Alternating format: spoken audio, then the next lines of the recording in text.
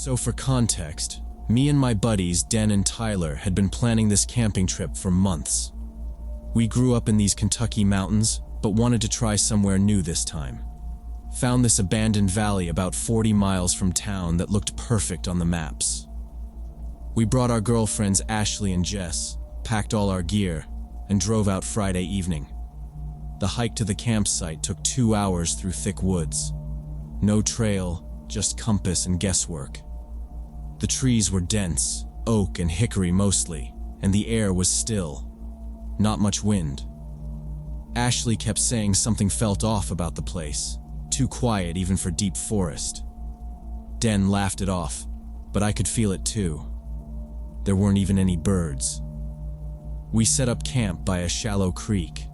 Clear water, lots of smooth rock, but everything around it was dead silent. We pitched 2 tents, one for me and Ashley, the other for Tyler and Jess. Den set us up a little farther back near some old tree stumps. Dinner was simple, canned chili and bread over a little fire. Everyone ate, but nobody talked much. We tried playing cards, but the vibe was weird. Like we were being watched. No signal out there either, no GPS, no texting. After it got dark, the woods felt like they were pressing in closer. The moonlight barely cut through the canopy. Ashley was quiet, said she didn't like how still everything was. Even Jess asked if it was normal for a forest to be this quiet at night. By 10, we turned in. Fire out, tents zipped. I fell asleep fast, probably from the hiking, but woke up around midnight to rustling outside our tent. Not the wind, something heavier.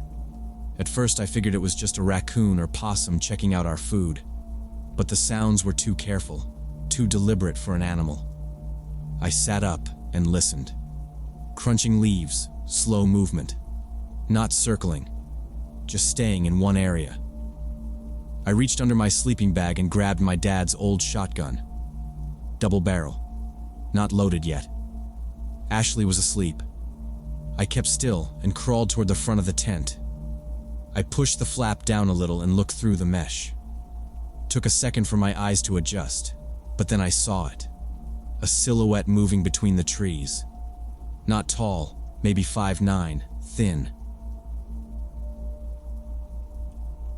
Dressed in something dark. Couldn't make out a face, just the shape. And he had something long in his hand. Could have been a stick. But he wasn't walking regular. He was crouched low, almost moving sideways like he was trying not to be seen. My first thought was Hunter. Maybe someone lost. But he moved like he knew exactly where he was going, and he was heading straight for Tyler's tent. I pulled back from the mesh and loaded the gun. I kept quiet, breathing through my nose, trying not to shake.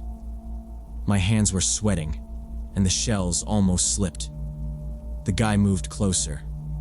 He was maybe 30 feet away now, still crouching, still holding that thing. Then he stopped behind a tree, right behind Tyler's tent. My heart was pounding. I leaned forward again and tried to see what he was doing, but he wasn't doing anything, just standing still, waiting. I didn't know if I should shout or fire a warning. Didn't know if there were more of them. Could have been a group. Could have been just him. Either way, I didn't like the way he waited there. Quiet, not moving. Then I saw Jess stir. Her hand pressed against the tent wall, right where the man was standing. He leaned in, just slightly. I could hear him breathing now. Soft, shallow, steady. That close. I leaned back, unzipped the tent as slow as I could. The zipper sounded louder than I wanted. I stepped out, shotgun aimed down, safety off. My boots were already on. I crept forward, eyes locked on the tree where he stood. But by the time I got around the other side of the fire pit, he was gone. Just disappeared. No footsteps running off. No sounds. Just gone. I stood there maybe 5 seconds, then ran over to Tyler's tent, kicked the side and whispered loud, Tyler, get out here. He unzipped the flap, half asleep, Jess behind him. What the hell, man? I looked around us again. Still nothing. I told him, there was someone standing behind your tent. I saw him. He was watching you. Tyler stepped out barefoot, eyes scanning the trees. Who? He asked. I didn't answer right away. Just said, I don't know. But he had something in his hand.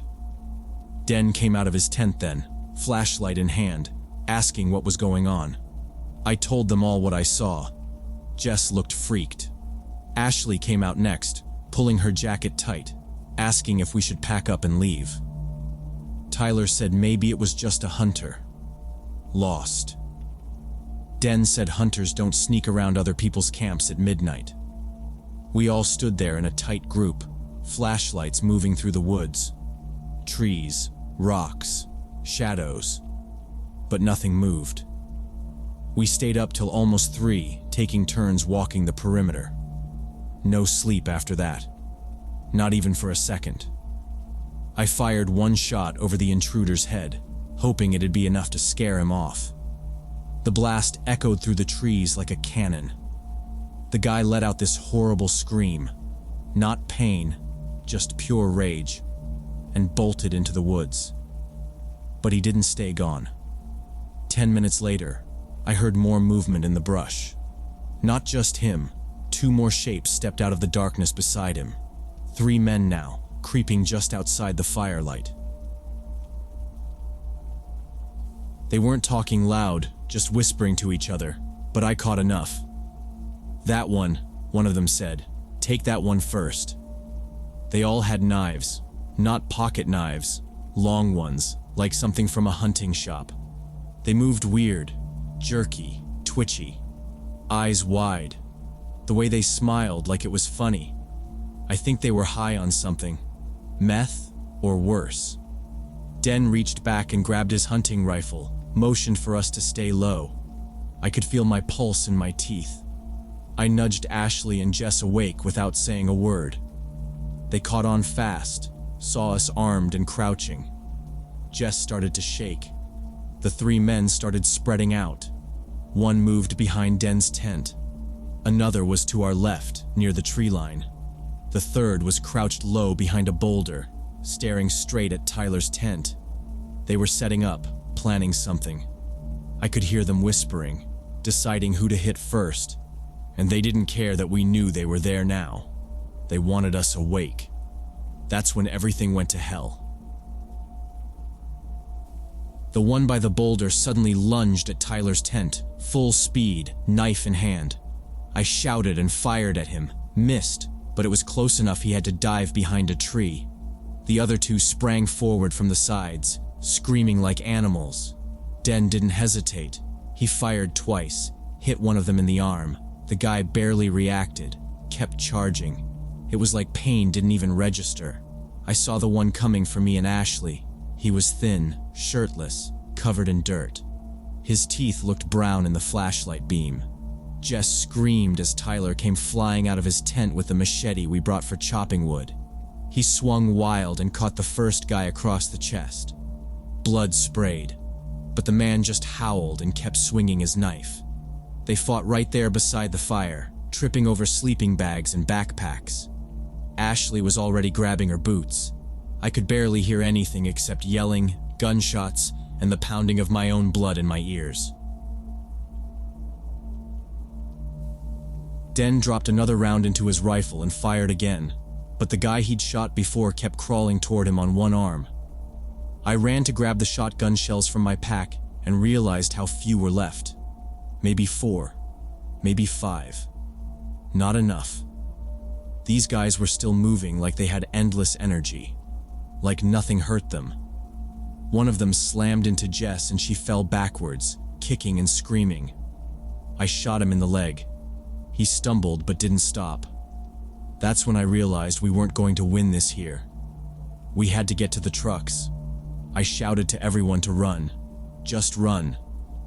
Den nodded, fired one last shot, then turned and grabbed Jess by the arm. Ashley was already dragging the gear bags toward the trail.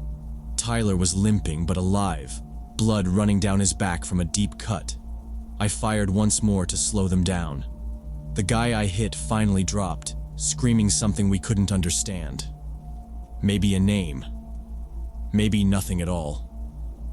We sprinted through the woods, crashing through branches and brush. Den was yelling for us to move faster. The men were still behind us, could hear them shouting, breaking sticks as they chased. The only light was from our weak headlamps and the occasional glimpse of moon through the leaves.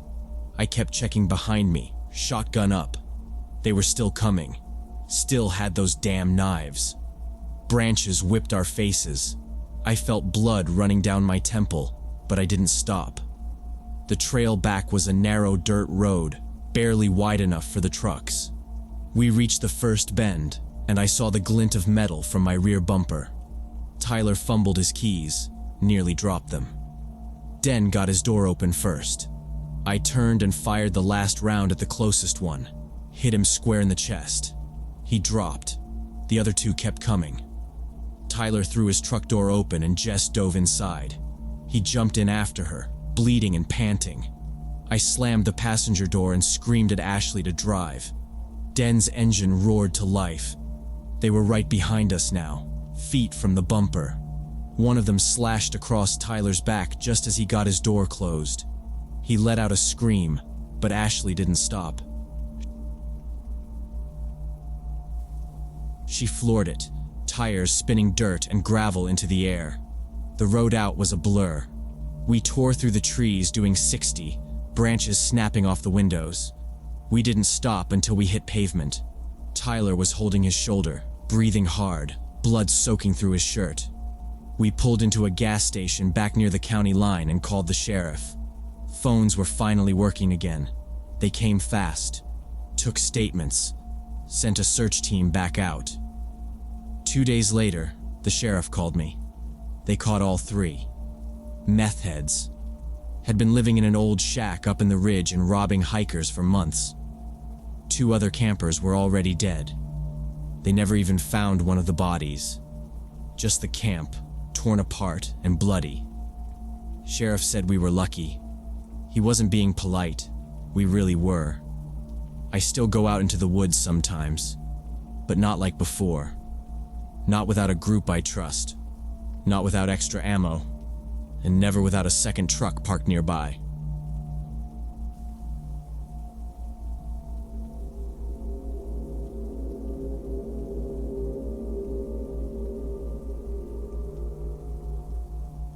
Back in November 2019, I rented a hunting lease near this old sawmill out in the Oregon mountains. The mill had been shut down for maybe 20 years, but the owners still let people hunt the surrounding forest if they paid for it. It was remote, down a narrow logging road that hadn't seen maintenance in decades.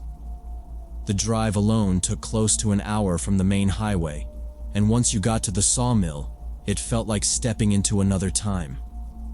The buildings were still standing but mostly rotting, with moss creeping up the walls and old tools rusting on shelves. I liked it. It was quiet, and I didn't have to worry about bumping into anyone. At least, that's what I thought at first. I'd been going there for about 3 weeks, usually on the weekends. I never saw another soul out there, but I kept finding signs that someone else had been around. At first, it was small stuff. Empty beer cans near the creek, footprints in the mud that weren't mine, fire pits with cold ash that hadn't been there the day before. The kind of things that could easily be from other hunters passing through. No big deal. Then I noticed the doors on the sawmill buildings were sometimes open when I knew I had shut them. One morning, I got to the property, and the back door of the storage shed was wide open, flapping in the wind. The lock was still on the ground like someone had snipped it clean. I figured maybe someone was squatting there, or just using it for shelter during bad weather. It wasn't my business, and I didn't feel like dealing with anyone, so I let it be. A couple days later, I found a half-eaten can of chili on the second floor of the old office building. It was cold and crusted over, but recent. There were boot prints on the dust-covered floor that didn't match mine. Too big. I stopped going into the buildings after that. I just focused on hunting and got in and out before sunset. Still, the signs kept piling up. One evening, I came back to my truck and noticed someone had moved my gear in the bed. Nothing was taken, just rearranged. My backpack was unzipped and laid open, like someone had been checking what was inside.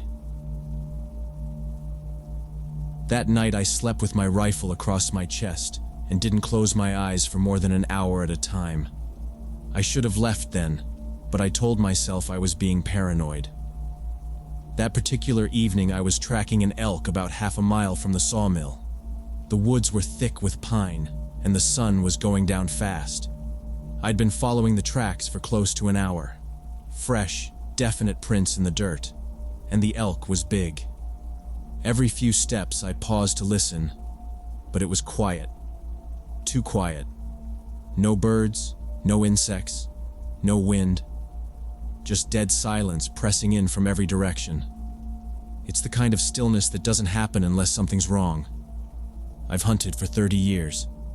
I know what that kind of quiet means. Usually a predator. Cougar, maybe. I stopped walking and crouched down behind a tree, rifle ready. I scanned the forest ahead, then behind. Nothing. But I couldn't shake the feeling that I wasn't alone. I started backing up slowly, keeping my eyes on the trail I'd been following. My boots barely made a sound on the soft forest floor. Still nothing moved. The feeling didn't go away. If anything, it got worse. My skin itched like I was being watched, like someone was close enough to touch me. I didn't run. I just turned around and started heading back to the truck at a steady pace, rifle in both hands now. I took a different route, avoiding the game trail. I figured if something was following me, it would expect me to double back the same way I came. The woods were getting darker by the minute. The trees blocked most of the remaining light and the shadows got deeper and wider. I didn't use a flashlight. I knew the area well enough and didn't want to give away my position if anyone was out there. I kept hearing things, a crunch of leaves, a stick snapping. But every time I stopped and turned, there was nothing, just trees and shadows. I kept moving. I wasn't going to wait around to see what it was. I was about 100 yards from the sawmill when I heard something distinct, not an animal. A sharp metallic clink, like a chain or maybe a tool being dropped. It came from one of the buildings. I froze. I couldn't see the structures yet, but the sound had come from that direction. I stepped off the path and crouched behind a thick tree. Waited. Then I saw movement. A figure walked past the edge of the mill's clearing. It was a man, tall, wearing a hooded jacket, something dark. He wasn't carrying a flashlight, and he moved slowly, like he wasn't in a hurry. I stayed hidden, heart thudding so loud I thought it would give me away. After a minute, he disappeared into one of the buildings. I waited another 2 minutes before moving again, this time circling wide to avoid the clearing altogether. My truck was parked about 30 yards from the nearest building, too close for comfort. I had to get to it without drawing attention. I stayed low and took a long route around the backside of the clearing, using the trees as cover. When I finally saw my truck through the brush, I stayed crouched and scanned the buildings. No sign of movement. I made a quick dash for the driver's door, keys already in hand. I opened it as slowly as I could, slid in, and locked the doors. As soon as the engine turned over, I saw it. The same man, standing at the corner of the mill office, just watching. He didn't move. Just stood there, half-shadowed, arms by his sides. I backed the truck out, turned around, and didn't stop driving until I hit pavement an hour later. That's when I heard branches snapping behind me. I turned around slowly with my rifle raised and tight in both hands. There, Standing dead still between two pine trees about 50 yards out was a huge guy. I mean massive, 6'4" or 6'5" easy, and broad like a football lineman. He was wearing full camo gear, head to toe, including one of those mesh hoods with the face netting pulled back. No orange, no hunting gear. Just standing in the shadows, staring straight at me. I stayed frozen for a second, then raised my voice and called out, "Hey, you all right?" Nothing. Not a word, not a nod, nothing. He didn't even flinch. Just kept staring at me, like I was something he didn't quite recognize yet. His arms hung loose at his sides, and he didn't carry a rifle or bow, at least not one I could see. His silence was the worst part. I've run into other hunters in the woods before, some friendly, some not. But I've never seen anyone act like that. No reaction, no normal human response. It felt off. Really off. I lowered my voice but kept my rifle steady, more alert now. "You out here hunting?" Still nothing. The guy just stood there, eyes locked on me. And something about the way he was positioned, like the way he leaned into the shadows and didn't blink. It wasn't just strange. It was wrong. I realized he wasn't standing like a man getting ready to speak or move. He was watching, studying, and I wasn't sure if he was waiting for me to turn around again or just gauging how I'd react. Either way, I wanted no part of it. I started backing up slowly, keeping my sights on him the whole time. My boots moved through the pine needles as quiet as I could manage. I took a wide angle toward the road, away from where he stood.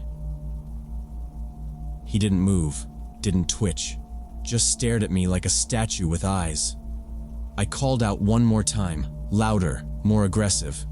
"You need something, buddy?" But even that got nothing. No shout, no shift, no sign that he even heard me. By the time I made it to the old logging road, I was breathing heavy. Not from exertion, just nerves. I kept looking back every few steps. He was still there, still watching, not coming closer, not disappearing, just standing there in the shadows where I first saw him. I could barely see him through the trees now, but the outline was enough. The size, the posture, the stillness. It stuck in my head like a bad image you can't get rid of. I made it to my truck, popped the tailgate, and shoved my gear inside as fast as I could. Then I climbed in, locked the doors, started the engine, and reversed without even checking my mirrors. I spun the wheel and took off down the gravel road, bouncing hard over the potholes, pine needles scattering in the rear view. I didn't slow down until I hit the highway, and even then, I was gripping the steering wheel tight, heart still punching my ribs. The drive home was quiet. No music, no podcasts. Just silence and the sound of my tires on asphalt. I kept thinking about his face, or what I could see of it, and how he didn't react to anything. Not like someone surprised or caught off guard. More like someone who was waiting for a reason to act. And I couldn't shake the thought that if I'd turned my back or taken one more step toward him, he might have moved. That scared me more than anything. Next morning, I called the sheriff's office. I figured it was probably nothing. Maybe just some antisocial survivalist out doing his own thing. Still, I gave them a description. Tall, heavy build, full camo, wouldn't speak. The deputy on the line paused for a second, then asked me to describe where it happened. I told him. Old mill property off Highway 7, 4 miles past the gravel fork. That's when his tone changed. He asked me to hold. When he came back, his voice was sharper. Said there'd been multiple calls in the last few weeks. Sightings of someone breaking into cabins, stealing food, gear, propane tanks. One camper claimed he saw a man outside his tent in the middle of the night. Another said someone tried to open the back of their truck while they slept inside. Nobody ever got a clear look. Until now. Deputy told me they believed it was Marcus Webb, escaped from a medium security facility about 2 weeks earlier. He was serving time for aggravated assault. History of violence. They thought he might have headed toward the mountains. All the stolen supplies and abandoned cabins matched the timeline. Apparently, they had a tip that someone had been using the old sawmill as shelter. They sent a couple deputies to check it last week, but the buildings were empty. 3 days after my report, they caught him. Not far from where I saw him, less than a mile, hiding in a shallow dugout near the river, covered in brush and camo netting. He had a stolen pistol, a bag of freeze-dried food, and a pile of knives wrapped in rags. The deputy told me I was lucky. They think Webb had been watching people for days at a time before making a move, only stealing when he knew the area was clear. But they found boot prints near the trail I'd been using, and they matched the ones I'd seen by the office building. I never went back to that lease. Didn't even bother picking up the rest of my gear from the shed. I paid through the season and left it all behind. Just the thought of being out there, walking through those woods alone while a guy like Webb watched me from a distance, it still makes me feel cold. I've hunted my whole life, but I've never felt like prey until then.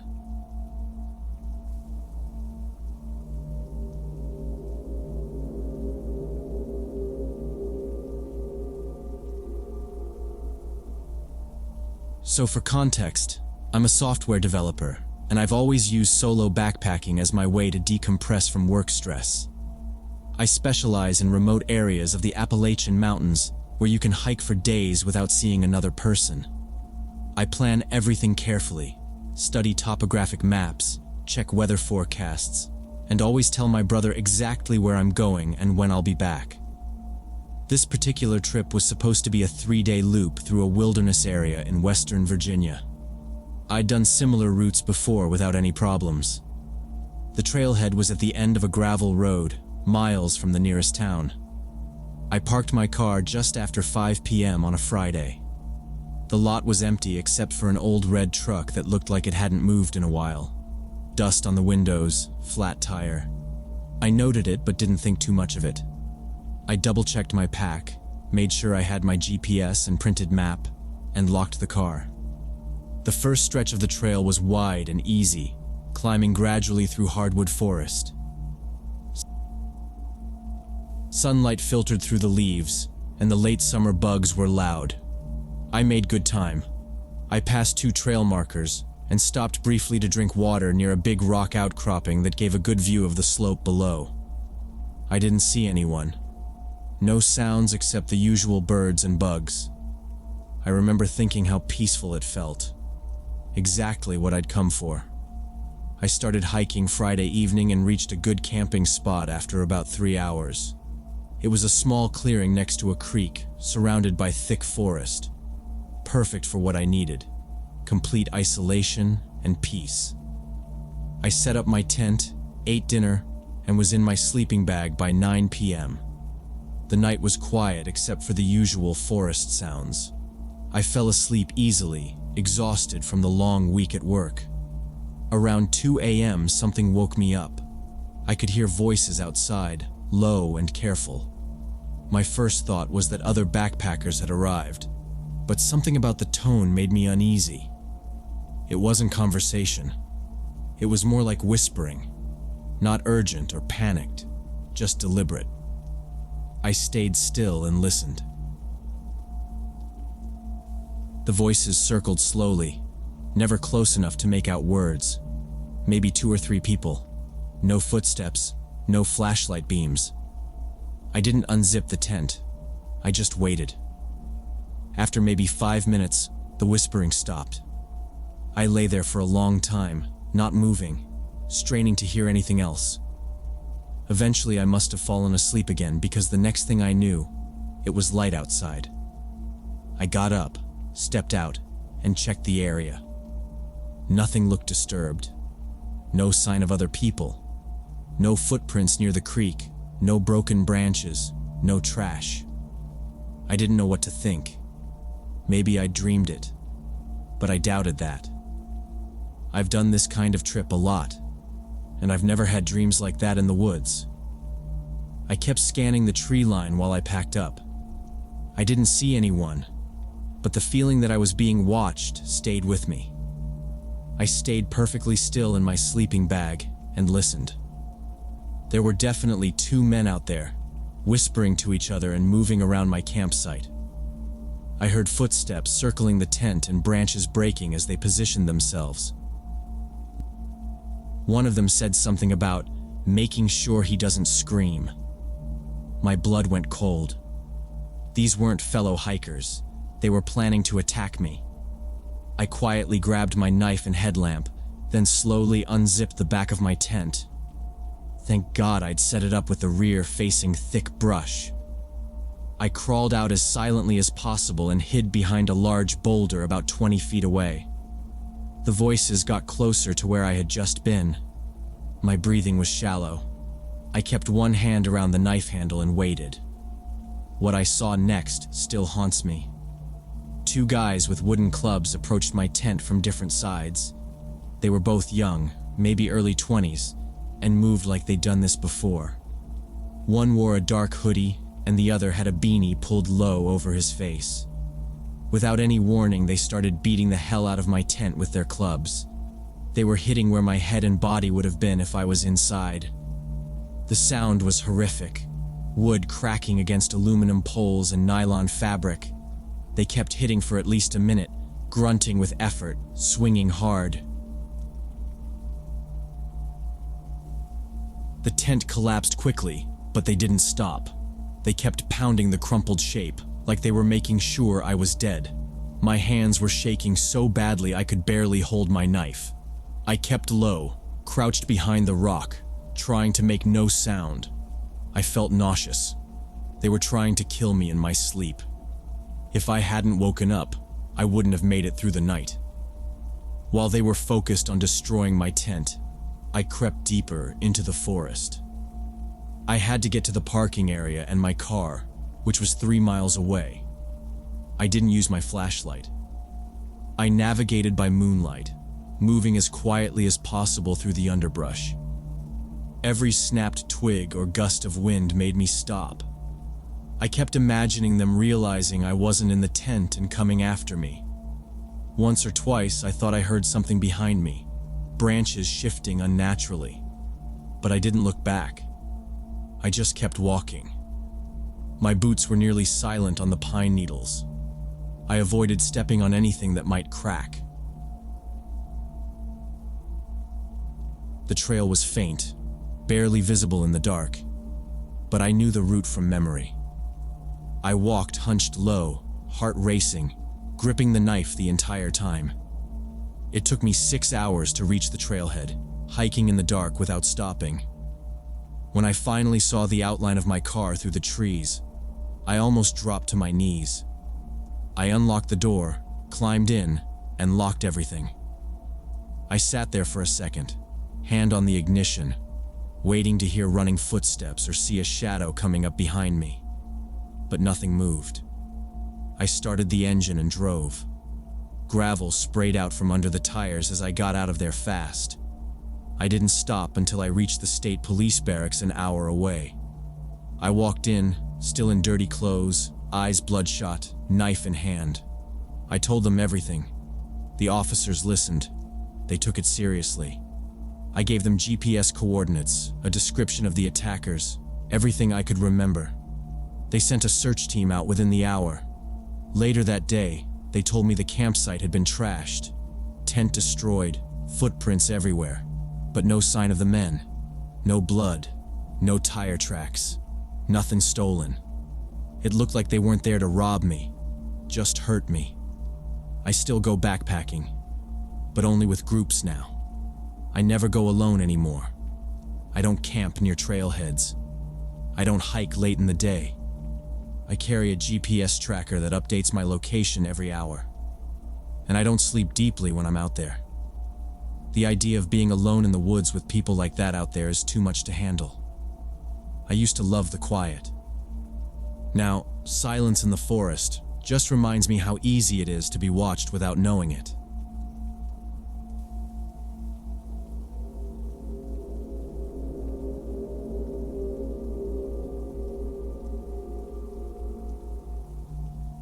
This was about 2 years ago, when I was still working 12-hour shifts at Denver General. I dealt with stress by running, and my favorite spot was this national park about 30 minutes from my apartment. I'd been going there twice a week for months, always the same 5-mile loop trail. It was quiet, mostly locals, no tourists, and the parking lot never had more than 6 or 7 cars in it. That Tuesday morning was clear and dry, a little cold, but good weather for a long run. I pulled into the lot at around 9:40 a.m., just after sunrise finished burning off the frost.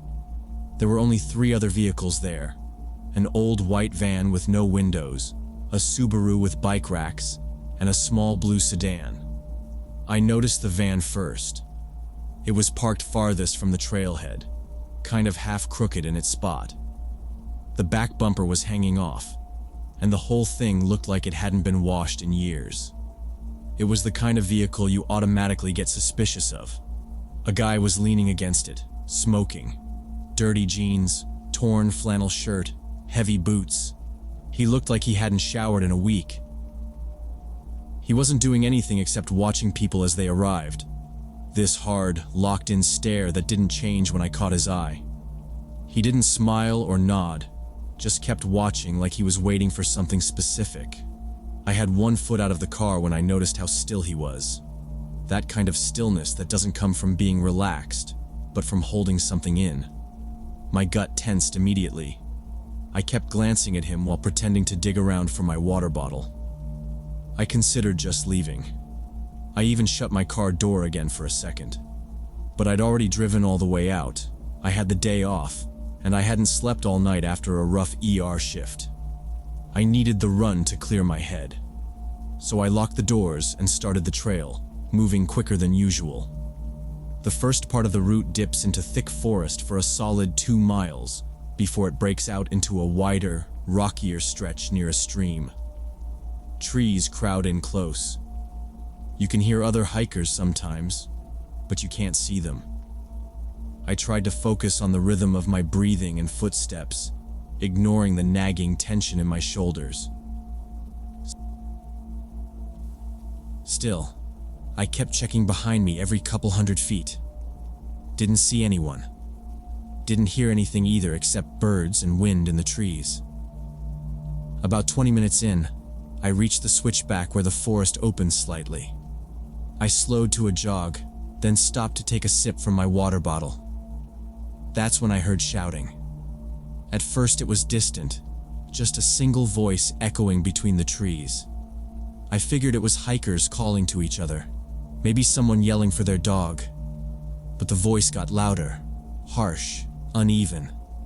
It wasn't words exactly, just noises, shouts that carried the wrong kind of tone. Then I caught the rhythm, fast footfalls behind me, crashing against the dirt. I turned. There he was. The man from the parking lot was running full tilt down the trail, weaving between trees like he knew the path by heart. His arms flailed slightly, but not like he was out of control. More like he didn't care about looking normal anymore. What made my throat close up wasn't just that he was chasing me. It was what he was holding. He had a long, jagged stick in one hand, almost like a broken piece of a hiking pole sharpened to a point. He was swinging it as he ran, yelling something that I couldn't understand. My stomach dropped so fast it felt like the ground disappeared under me. I didn't wait to figure out what he wanted. I turned and ran. Hard. My legs weren't ready. I just stopped, and they screamed as I forced them to full speed, heart spiking with the panic. I didn't look back. I could hear him. The footsteps gained and lost rhythm like he was stumbling, catching himself, then pushing harder. I sprinted downhill past a trail marker I normally slow down at, arms pumping, breath tearing through my lungs. My shoes skidded in dirt and pine needles. I heard a crack behind me. A branch snapping maybe. Something hitting a tree. Still, I didn't look back. I knew the trail. I had to reach the clearing ahead, the part where the meadow starts. I could double back there or take the service road that curves toward the ranger station if I really pushed. My side cramped. My chest ached. But I kept going. The shouting behind me hadn't stopped. It got more broken, more furious. Then it disappeared. Gone. The footsteps vanished too. I kept running anyway. I started sprinting as fast as I could, but he was surprisingly quick for someone who looked homeless and unhealthy. He was crashing through the underbrush like he didn't feel pain or fatigue. The stick he held wasn't just a branch. I could see it clearer now as he got closer. It was metal, long and jagged, welded or tied to a thick wooden grip. My brain stopped labeling it as a weapon and started registering it as something made for one purpose: hurting someone. His yelling got louder, but it was all nonsense. Words spilling over each other about voices, betrayal, and being watched. I caught something like, "You think I don't see you?" followed by guttural screams. I veered off the trail hard to the right, down into a slope I'd never taken before. I didn't know where it led, but I had no choice. The main trail was too open and predictable. The forest here was tighter, rougher. Pine branches slapped my face, and thorny bushes caught at my pants. I could hear him behind me, closer than I wanted, but the thicker brush was slowing him too. I ducked under a fallen tree, scraped my arm on bark, and kept running without looking back. My foot hit something slick, moss or a wet rock, and I slipped, went down hard on one knee, but scrambled back up fast. Blood trickled from a cut I didn't have time to inspect. I kept pushing forward, adrenaline overriding everything. For a second I lost his footsteps. The sound of him crashing through brush had stopped, replaced by the wind and my own ragged breath. I knew better than to think he'd given up. He was still out there, just quieter now. I caught a narrow game trail winding left, and I took it. It looked like it had been used by deer, narrow and packed down. I followed it, heart racing, arms held up to block branches, hoping it might lead back toward the road or at least get me closer to the parking lot. I had no map, no phone. My phone had died earlier that morning and I'd meant to charge it after the run. I felt every ounce of regret as I ran. Behind me, I heard another shout, closer again. He was still tracking me, still yelling. It sounded less human now, more like growling mixed with half-formed sentences. I heard, "They're not gonna trick me," and "They sent you." His voice was so close, too close. I pushed harder, lungs burning, chest cramping, until the trail started sloping up. I thought I recognized a ridge from earlier. I could be near the fire road or the parking turnout. I ran faster, legs on autopilot now, until I saw a break in the trees. Sunlight flashed through the branches, blinding me for a second. I burst through the brush and onto gravel. The parking lot. My car was still there. Empty. Safe. 40, maybe 50 yards away. I didn't look back. I sprinted, my shoes slapping hard on the gravel, keys already in my hand. I couldn't breathe right, my chest pulling tight, hands trembling so bad I dropped the keys once. I scooped them up, jammed one into the lock, got it turned, and dove into the driver's seat. I slammed the door, locked it, and started the engine. It roared to life on the first try. I looked up and scanned the tree line. Nothing. But I knew he was still back there somewhere. I threw the car into reverse, backed out fast, and peeled onto the access road without checking for anyone else. I didn't care. I didn't slow down until I reached the highway. 20 minutes later, I was standing in front of a ranger at the local station, explaining everything in short, clipped sentences. They took it seriously, called for backup, alerted law enforcement. I gave them all the details I had. What he looked like, what he said, what he was carrying. I described the weapon, the trail, the direction I'd run. I didn't care about my scraped knee or the blood drying on my arm. They found him 2 hours later, about half a mile from where I'd turned off the main trail. He was sitting under a tree, holding the makeshift spear, muttering to himself. The ranger told me he didn't resist. He barely acknowledged the officers, just kept saying something about people being inside his head. They arrested him without incident. Turns out he was 41 years old, diagnosed with multiple conditions years ago, no fixed address. He'd been living out in the park for weeks, using abandoned shelters and caves. They said his bag had syringes, pills, crushed powder and plastic, and some kind of survival gear. But what stuck with me was what one ranger said. That man could have killed someone today, easily. Doesn't matter what he used. I still run. I have to. It's the only thing that helps me process the stress of work. But I stick to busy trails now. Urban parks, places with people. I carry a charged phone and a small knife in my waistband. I park near the entrances and never go alone deep into the woods anymore. Because sometimes it's not nature that'll get you. It's what's already hiding in it.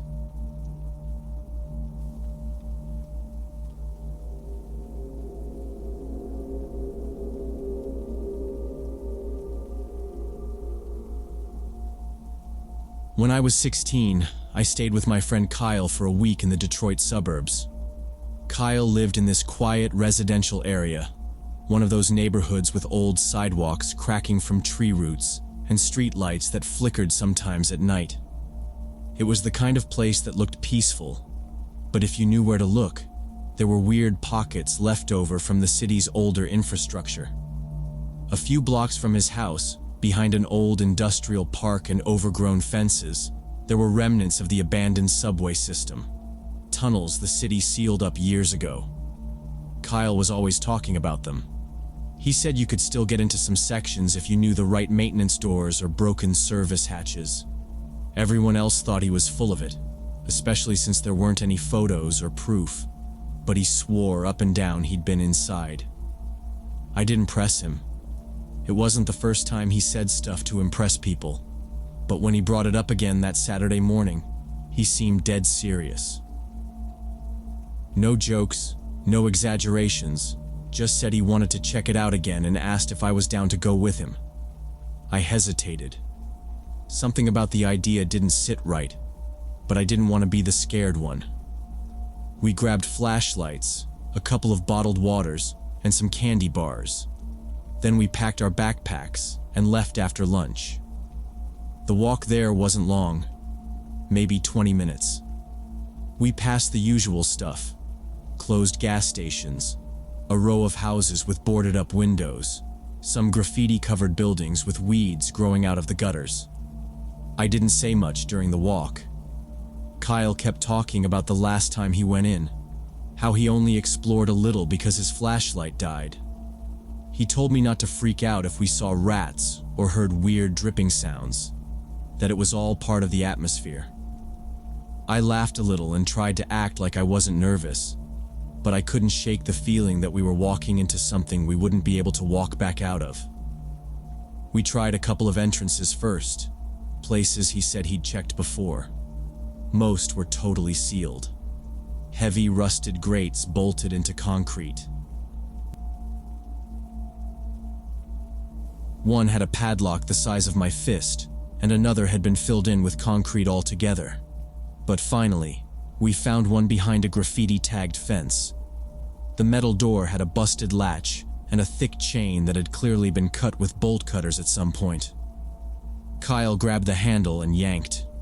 It groaned like something alive and cold air drifted out, carrying this stale, earthy smell like a wet basement.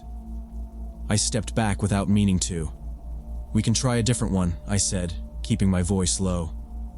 Kyle just looked at me like I was joking and said, "We're already here." He stepped inside and aimed his flashlight down the corridor. I followed after a few seconds. My eyes adjusted slowly. The floor was uneven concrete with puddles and random spots, and the walls were covered in layers of old graffiti. Some of it fresh, some faded and chipped away. The tunnel was narrower than I expected. There were exposed cables overhead and metal pipes that ran along the sides. Our footsteps echoed in weird ways, like the sound bounced back late after we moved. After about 10 minutes, we came to a wider section. It looked like an old platform, raised concrete edges, cracked yellow paint lines, and an old metal bench with one leg broken off. The whole place smelled worse here, like wet dirt mixed with mold. We walked the edge of the platform, careful where we stepped since the concrete had caved in places. Kyle said this used to be part of a commuter stop, back before they shut everything down in the 80s. That's when I noticed something. The graffiti on the walls here wasn't like the stuff outside. There were fewer tags and more marks. Not art. Just long black streaks of spray paint that stretched from the bottom of the walls up toward the ceiling. A few were just thick, dark lines. Others were smudged or partially painted over. I didn't like the way they looked. There were also weird piles of trash in some corners. Old blankets, rusted cans, cigarette butts. One pile had a plastic water bottle that still looked clean. "Someone's been down here recently," I said. Kyle didn't say anything. He just scanned the far end of the tunnel with his flashlight, then stepped off the platform and started walking ahead. I had to jog a few steps to catch up. I asked if he'd ever come this far last time, and he shook his head. "Nope. Flashlight died just before the platform. This is all new." We kept walking. The corridor past the platform narrowed again, and the floor sloped downward slightly. Our lights flickered now and then. Cheap flashlights from a hardware store. I kept glancing behind us, checking the tunnel we came from. Every time, it looked the same. Just empty shadows, concrete, and echoes.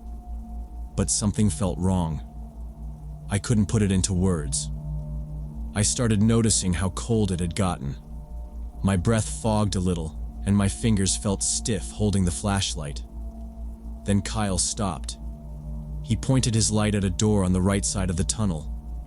It was a faded red metal door, dented in the middle like it had been kicked or hit hard. A small metal sign was bolted above it, but the writing had been scraped off or burned. I didn't want to go in, but Kyle was already trying the handle. It didn't budge at first, then groaned and gave way with a loud squeal. The door swung inward, and Kyle shined his light inside. The room beyond wasn't large. It looked like an old utility station. Pipes, gauges, a broken fuse panel. There was a plastic chair in the corner and some folded cardboard on the ground like someone had tried to make a sleeping spot. But the thing that stood out was on the far wall. Someone had spray painted a huge black X over what looked like a hatch or access panel. The paint dripped down in thick lines, still glossy. "We should go," I said. "Now." Kyle hesitated, looked back at the panel, then turned toward me. "Just one more look around," he said.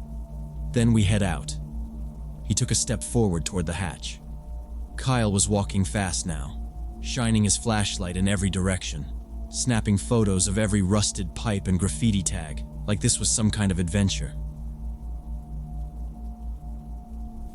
He ducked into a narrow corridor that split off from the main tunnel and called out, "Hey, come check this out." I didn't move. I didn't like being separated down there, even for a second. I just told him to hurry up, that we should stay close to the path we came from. He kept going a few feet deeper before turning back, laughing, holding up some old piece of machinery like it was treasure. I watched the beam of his light bounce off the damp walls and tried to keep my eyes on where we'd come from. That's when I heard it. A short, sharp bark. Not close, but not far enough to ignore. It echoed just slightly, enough that I knew it wasn't from above or outside. It was somewhere in the tunnels. I turned to Kyle, but he was already frozen in place, his head cocked toward the sound. Another bark followed, louder, and this time we heard something else. Voices. Not normal talking either. Angry, fast shouting. One man was yelling, and the tone in his voice made my skin crawl. I couldn't make out the words at first, just the sharp edges of them. Then we heard another voice, quieter, almost pleading, followed by the snap of something, like a branch or stick breaking. Kyle whispered, "There's people down here." I whispered back, "We need to go." He nodded, and we both turned. But just as we started moving, we heard it again. The barking, closer this time, and this low growling that made my chest tighten. Whoever was back there, they weren't just hanging out. They were hunting something. Or someone. Or maybe they thought we were. We didn't run at first. We just walked fast, heads low, trying not to trip or make noise. The tunnel echoed every step, and I kept glancing behind us. The voices were louder now. I could make out clearer words. "He went that way!" one voice shouted, and another said, "Keep the light low." I didn't hear any other footsteps but ours, though. No shouting at each other to back off. No laughter. Just commands, tension, and that dog, its nails clicking against concrete as it moved. Kyle's flashlight was shaking in his hand, the beam jittering across the walls. He stopped talking completely. We just focused on getting back. I recognized the platform when we passed it again, which was a good sign. The entrance had to be close. The tunnel sloped back up and curved slightly. When we reached the end, I felt my chest lift until I reached for the door. It didn't open. I pulled harder. Nothing. Just the cold clang of metal and a sound like grinding from the hinges. Kyle dropped his backpack and joined me, grabbing the handle and yanking. Still nothing. "It was open," he said, voice rising. "I swear it was open." I didn't answer. I was already turning, already listening. The barking was right behind us now. The dog wasn't barking anymore. It was panting, heavy and fast, and the voices were right behind it. One of them said something sharp and cruel, and then I heard a metal clatter, like a pipe being dragged along the wall. I looked up. Just above us, to the right of the door frame, there was a steel ladder bolted into the wall. I hadn't noticed it before. The rungs were rusted but solid looking. At the top was a square hatch with a faded red border. Kyle saw it at the same time. We didn't say a word. We just grabbed the ladder and started climbing. The metal was slick in spots, but I moved fast. Kyle was right below me, breathing hard, muttering, "Come on, come on." I reached the top and shoved against the hatch. It didn't move at first. I braced my shoulder against it and shoved again. Something gave. There was a loud crack, then a gust of air hit my face, cold and clean and above ground. I pushed harder, and the cover popped open, scraping against asphalt. We climbed out one after the other onto a narrow strip of broken pavement behind some factory building. The sky above was overcast and pale, but it felt like sunlight after the dark below. Kyle slammed the hatch shut and kicked some debris over it. Then we ran. All the way back to his neighborhood. All the way down 3 blocks and through the backyard gate. Neither of us looked back.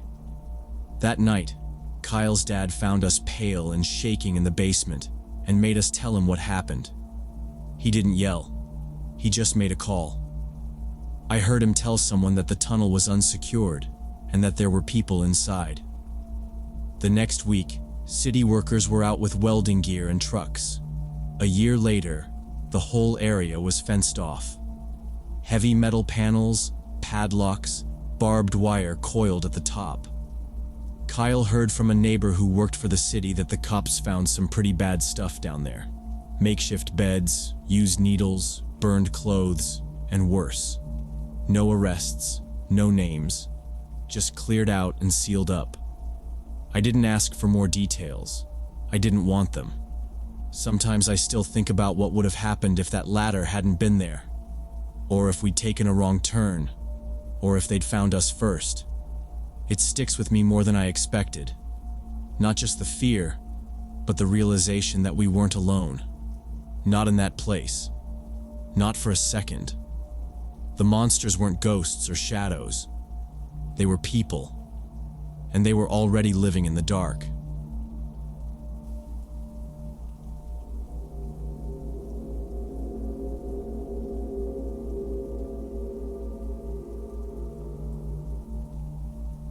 When I was 15, my dad James decided to take me and my younger brothers Ethan and Lucas fishing up at the family cabin in Oregon. It was early June, right after school let out, and the weather was starting to warm up. The drive out took around 5 hours from where we lived in Eugene, and most of that time was just silence. Dad barely said a word unless he had to.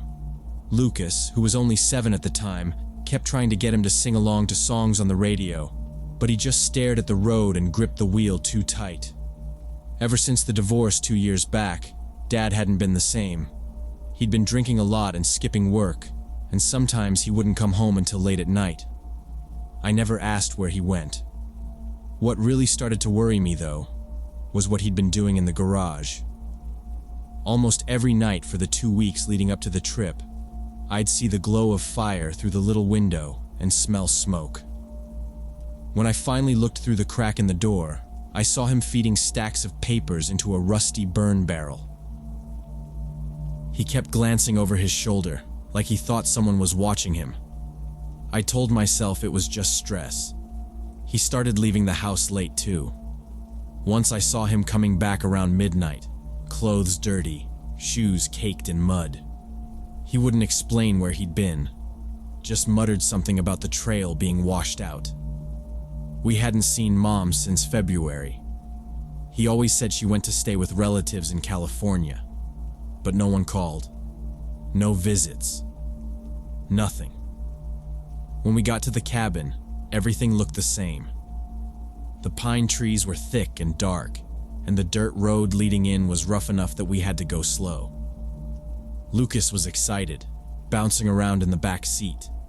Ethan, who was 12, looked like he'd rather be anywhere else.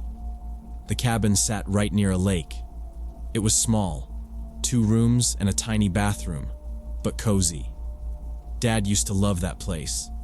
The first few hours were normal. We unpacked, put away the groceries, and Lucas ran straight to the dock to look for frogs. Dad opened a beer before we even finished getting the bags out. By nightfall, he was working through his 3rd one, then 4th. Then I stopped counting. I made sandwiches for dinner because he didn't cook anything. After we ate, Dad sat in his old recliner and stared out the window for a long time. He muttered stuff under his breath, and when I walked by to check if he wanted water, I heard him say, "They'll know soon." I paused, but he didn't even seem to notice me.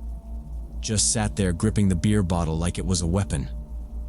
When it got late, I helped Lucas into his sleeping bag on the bottom bunk. Ethan and I stayed up for a while, playing cards by flashlight. We didn't say much about Dad. We were used to him being weird, but something about the way he was acting now felt different. Nervous. Like he was waiting for something. Around 2 in the morning, I woke up because I heard a noise. A dragging sound. I thought maybe Lucas had to pee or something, so I sat up quietly and looked around. Ethan was still sleeping next to me. I got out of my bag and moved to the little window that looked out over the side yard. I saw Dad. He was about 50 feet from the cabin, down by the tree line. He had a big plastic tarp bundled up in his arms, and he was dragging it toward the woods. It looked heavy. He was hunched over, holding the edges of it tight like something might fall out. In his other hand, he had a shovel. The way he moved was slow, like he was trying not to make noise, but he kept glancing behind him every few steps. I stood there, watching, not moving. The tarp was dark green, but it caught the moonlight just enough to see that it wasn't empty. Something bulky was inside. Something big. Ethan stirred behind me.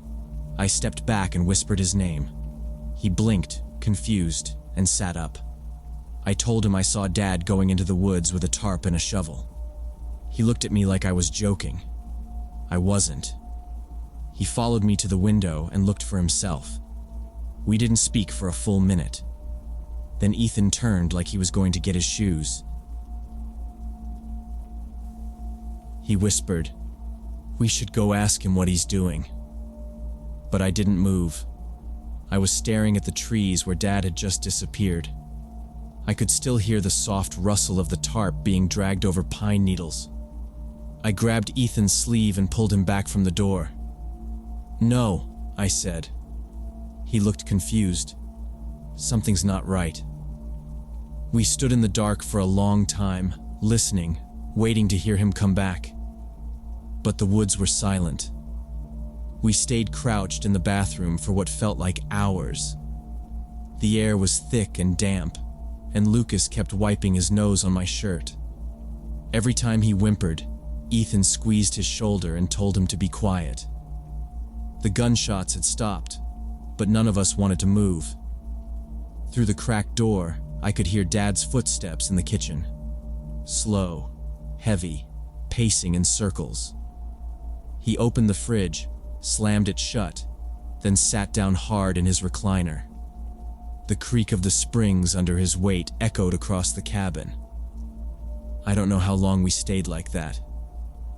Eventually, Lucas fell asleep against my side. Ethan leaned his head against the wall, eyes open, jaw tight. Around 4 a.m, we heard the front door open. I held my breath. There were no more gunshots, no yelling.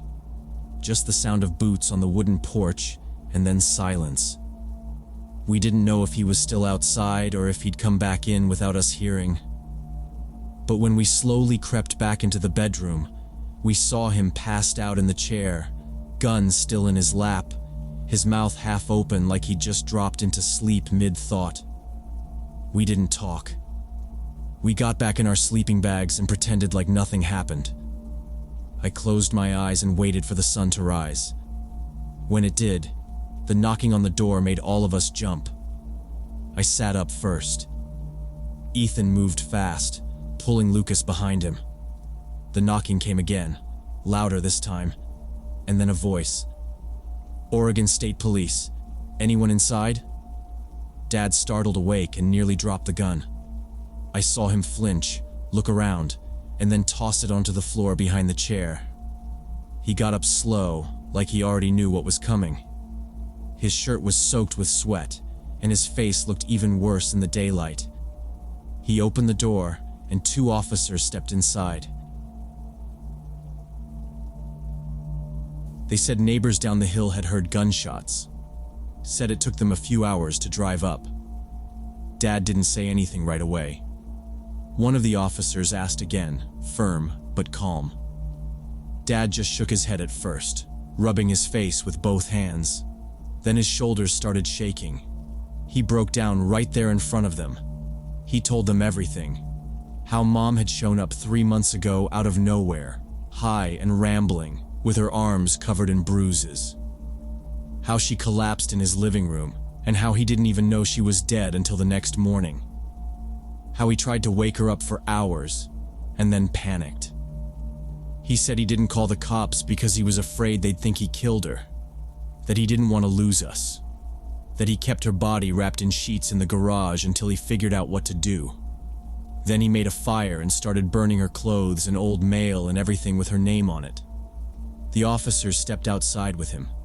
One of them stayed behind and asked us if we were okay. Ethan answered all the questions. I couldn't say much. Lucas didn't even look up. Within the hour, more police came. An ambulance too, just to check us over. They brought dogs. The grave wasn't hard to find. There was still a patch of disturbed soil right where Dad had been digging. They found the tarp. They found her. They arrested him right there in the front yard. He didn't fight it. Just let them put the cuffs on, head down, like he'd been waiting for it all along. Social services came that afternoon in a silver minivan. A woman with short hair and a clipboard asked us to pack a few clothes. Ethan kept his arm around Lucas while I shoved some shirts into a backpack. We didn't say goodbye to the cabin. We were taken to our aunt and uncle's house just outside Salem. They didn't say much either, just that we'd be safe there. I started school again a few weeks later. Ethan wouldn't talk to anyone for a long time. Lucas had nightmares almost every night. Sometimes I'd wake up and find him sleeping on the floor next to my bed. The investigation dragged on for months. They said Mom had been using heroin for a long time, that it wasn't the first time she'd overdosed. Dad had found her that night and just froze. He cleaned up the living room, hid her purse, deleted her texts, but he never told a soul. The guilt built up like a storm in his chest, and eventually it cracked. The court sentenced him to 7 years, concealing a death, illegal weapon possession, tampering with evidence. He didn't fight it. I never visited. Sometimes I try to remember what she looked like before everything fell apart, before the drugs, before the arguing. It's hard. My last memory of her is blurry. Just a flash of her standing in the doorway, asking Dad to let her stay. I think we were watching cartoons. Now, whenever people ask about my parents, I say they're gone. It's easier than explaining what really happened. But the truth stays with me. That summer taught me more than any book ever could. It showed me how fast things can break. How even the people who are supposed to protect you can fall apart quietly, slowly. Until one day, all you're left with is a hole in the woods and questions you'll never get answers to.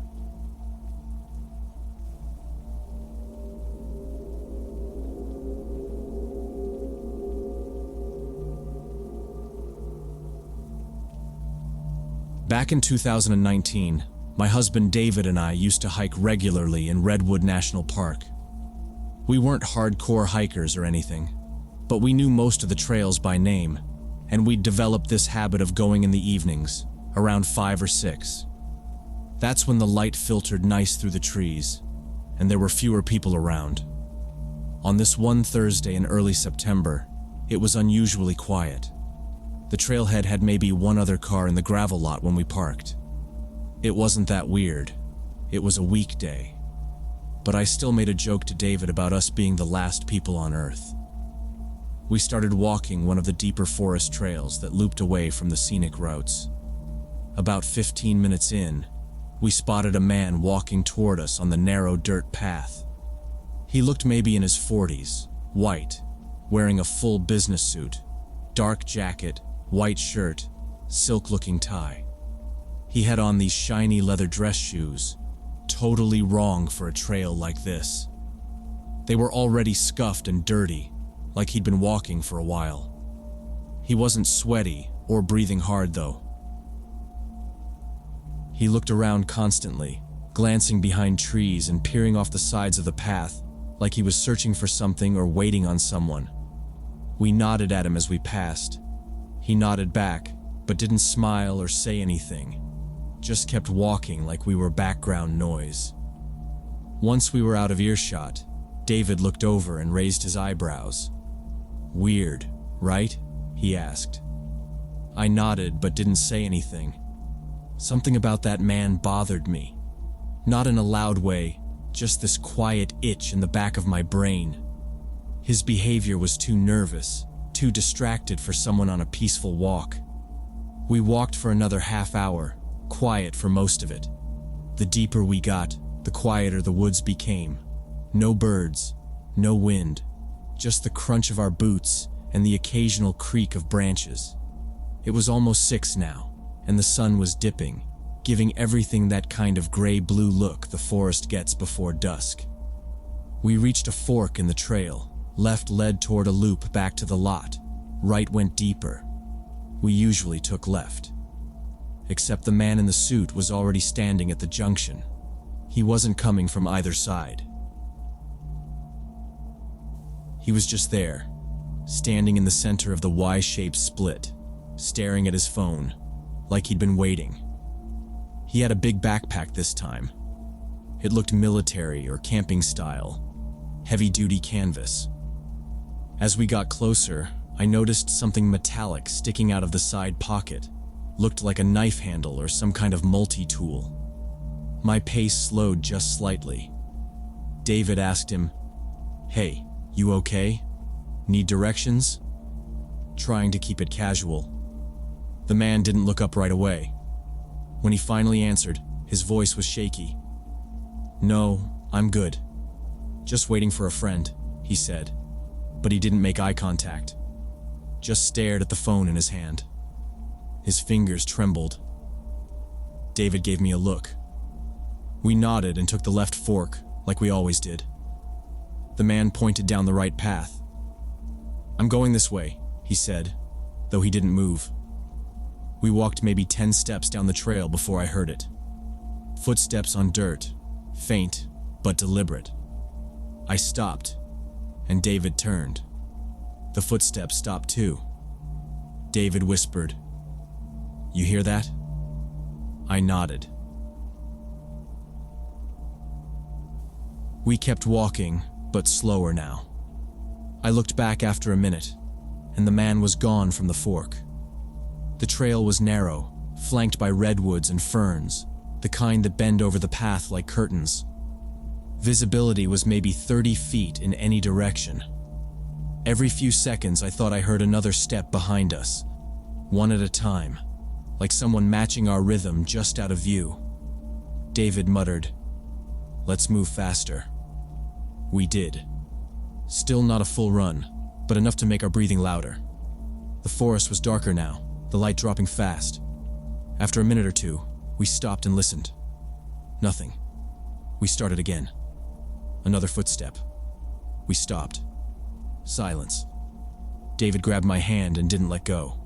The trail had a slight incline, and I could feel the pull in my legs as we picked up the pace. I kept glancing behind us, expecting to see the man around every turn. But nothing. Just trees, shadows, and that steady feeling that someone was matching us step for step just beyond what we could see. Then we heard the sharp snap of a branch, maybe 20 feet behind us. Not a small twig, a thick branch, like someone had stepped full weight onto it. David turned around fast and called out, "Hey, who's there?" No answer. He pulled the small flashlight from his pocket and shined it backward. The beam caught nothing but the forest. I said, "Let's just go, now." We moved, not running, but fast enough that I had to watch my steps more than the path ahead. The trail started to loop upward, getting rockier. The gravel shifted under our boots. I heard another crunch behind us, closer this time. We didn't talk anymore, just kept going. When we finally hit the ridge that overlooked the parking lot, I felt my knees go weak. We stopped and scanned the trail behind us. Still nothing. We walked the last 2 minutes down the slope without hearing anything else.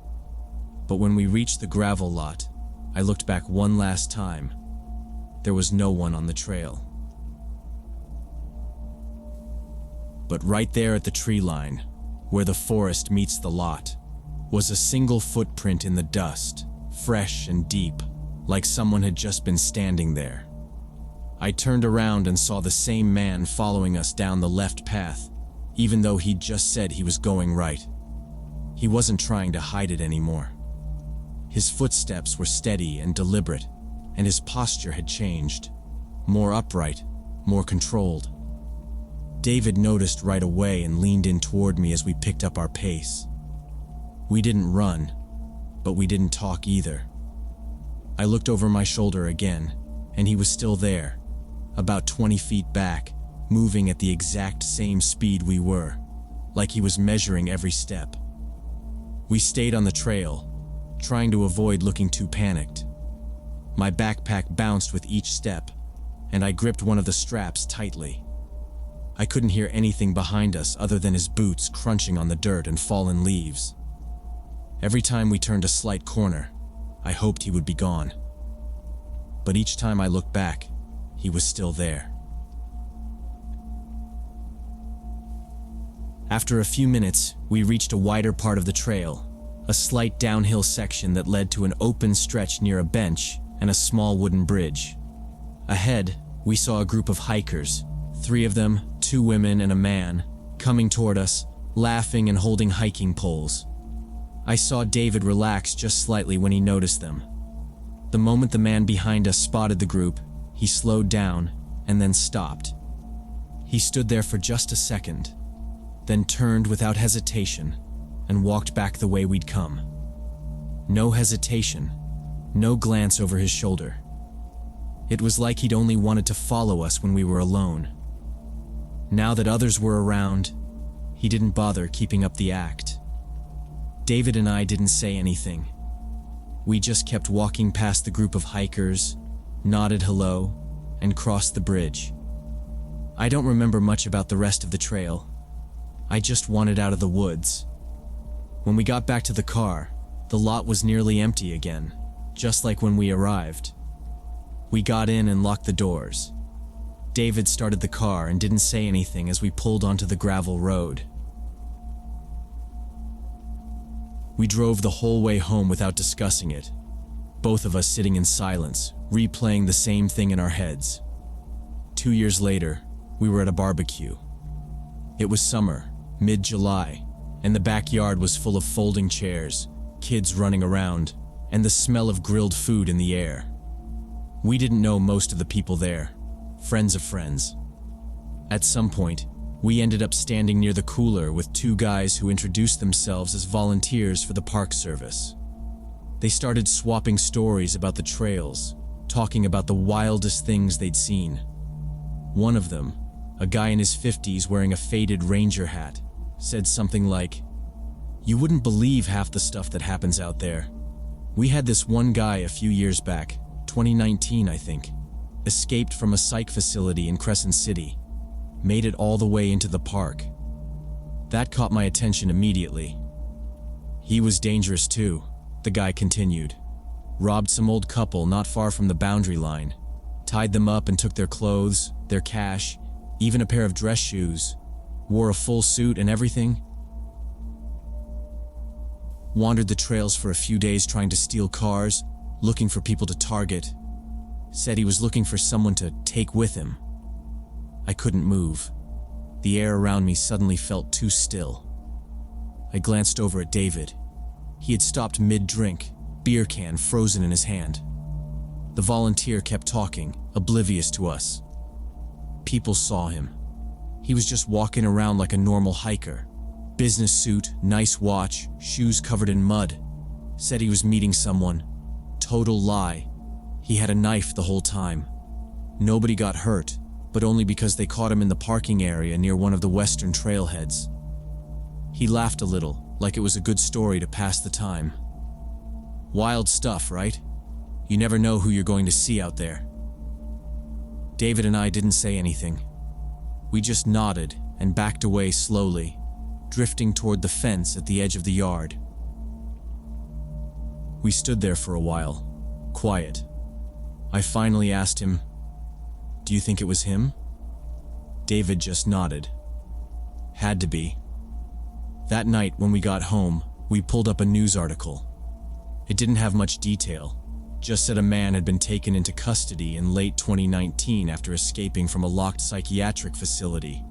He was found in Redwood National Park, armed, dangerous, arrested without incident. No photos were shown, no names. We called the Park Service the next morning. It felt dumb reporting something 2 years late, but we wanted it on record. We described everything: the man's clothes, his behavior, the way he followed us until other hikers showed up. The person on the other end took it seriously, asked us to email a written report. We never heard back after that. Sometimes I try to convince myself that he was just watching, maybe trying to scare us, maybe not really planning anything. But then I remember how he changed as soon as we were alone. The way he followed just close enough, just long enough. The way he turned around and vanished the second witnesses appeared. We got lucky. That's all it was. Simple, dumb luck. 5 more minutes alone, and it might have been different. Now when we hike, we stay near groups. We carry pepper spray. We stick to the more popular trails. And I always look behind me, especially near forks and narrow bends. Because sometimes the scariest thing out there isn't the wildlife or the cliffs. It's the man in the suit, walking too quietly, watching too long, saying he's waiting for a friend.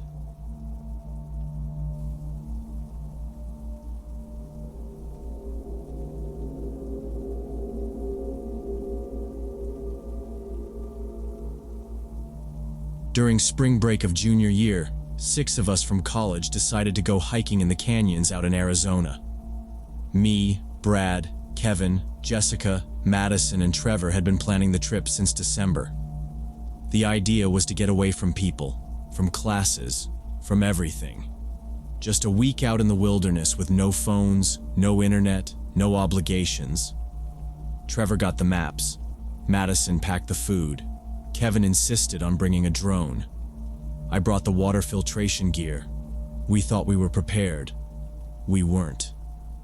We left early that Monday morning, drove 4 hours from campus, then another 2 hours through back roads to get to the trailhead. There were a few other vehicles there, but nothing crowded. We signed into the registry, loaded our packs, and started hiking. The terrain was rough, but beautiful. Layers of red sandstone, towering rock walls, dried riverbeds that wound like veins through the desert. It felt like we were walking on another planet. After a few hours, we came across a fence. It was old but intact, with a series of weathered signs posted every few feet. They read things like, "Restricted area, U.S. government property. Unauthorized access prohibited," and "Danger, do not enter." The fencing was only about chest height and stretched out of view in both directions. Trevor was the first to say what we were all thinking. "It's probably abandoned," he said. "This stuff's been here forever. You think the government's actually checking on this place over spring break?" Kevin backed him up. "I mean, come on, what are the chances they care? It's probably just some old military training area." Before anyone could argue more, Trevor had already tossed his pack over the fence and was climbing. Brad looked at me, hesitated, then followed him. Jessica looked uneasy. Madison didn't say much but went along with it. I didn't want to be the one to stay behind, so I climbed over last. Once we were on the other side, it felt like we had entered a different world. The path narrowed, twisting between steep canyon walls. The air felt drier, stiller. Even the light seemed different, duller somehow. The rocks were redder, more jagged. Trevor kept pointing out weird formations that looked like faces or symbols. Kevin flew his drone ahead, but the signal kept cutting out. We hiked deeper for about 6 hours, stopping only a few times to rest. The deeper we went, the less the landscape made sense. It all looked the same. The red walls, the dry washes, the scrub. There were no signs of animals. No birds, no bugs, no tracks. Just silence. By late afternoon, we realized we hadn't seen any of the usual markers for hours. The GPS app on Madison's phone wasn't working. My compass spun in slow, twitchy circles. Kevin's drone wouldn't connect at all. "Where the hell are we?" Brad asked. Nobody answered. Trevor tried to retrace our steps, but the canyons all looked identical. Jessica pulled out one of the printed maps and turned it upside down, sideways. "Nothing lines up," she muttered. Her voice cracked a little. "We should have stayed on the marked trail." The sun was already dipping low, shadows stretching long between the rocks. The temperature started dropping fast. Brad and Trevor started arguing. Brad said we never should have crossed the fence. Trevor said he was overreacting. Kevin tried to calm them down, but nobody was listening. We found a flat patch of sand between two boulders and agreed to set up camp. Nobody really wanted to keep hiking in the dark. Madison unpacked the tents while I started boiling water. No one said much. Jessica sat with her knees pulled up, chewing at her thumb. Brad just stared into the distance. The silence felt heavier than before. We made a small fire using dry brush and twigs. It didn't last long. Kevin lit a headlamp, but we all told him to turn it off. The light bounced too much on the rocks, making the shadows move weirdly. We sat in the dark, eating protein bars, sipping hot water. Everyone was waiting for someone else to say what we were all thinking. Trevor finally spoke. "We'll head back at first light. Just retrace everything." "What if we can't?" Jessica asked. Her voice was tight. "What if we don't find the fence again?" "We will," he said too quickly. Brad stood and walked off a little, staring into the canyon beyond. "You don't know that," he said. "You got us into this. All of this." I thought they were going to fight again, but Madison stepped between them, holding up her hands. "Stop. Just stop." We lay down soon after that. Kevin set his phone to beep every hour, in case he fell asleep and we lost track of time. I couldn't sleep. None of us could. Not really. I heard Brad whispering something to Madison, low and fast. I heard Trevor pacing just outside the tent. Jessica cried a little. Quiet, but not quiet enough. Every sound felt too loud. The creak of the fabric in the wind, the crunch of a shifting rock, a cough, a footstep, a second footstep that didn't belong. I sat up at one point, heart racing, thinking I heard something just past the tents. But when I looked, there was nothing there. Just open canyon, shadows stretching across dry ground. I lay back down, eyes open to the dark. That night felt like it lasted forever. The next morning, we packed up in silence. No one mentioned Trevor at first. We all looked in the direction he'd walked off, but none of us said anything. Brad was the first to bring it up. "We should try to find him," he said, already stuffing gear into his pack. Jessica looked pale and exhausted, her eyes bloodshot. "We don't even know where we are," she said. Madison was kneeling beside her, trying to calm her down, but her own hands were shaking. Kevin stood off to the side, holding the drone controller again, even though it wasn't connecting to anything. "We head east," he said. "That's where the sun rises. At least we'll be going one direction." "No," Brad snapped. "We go south. That's where the truck was parked.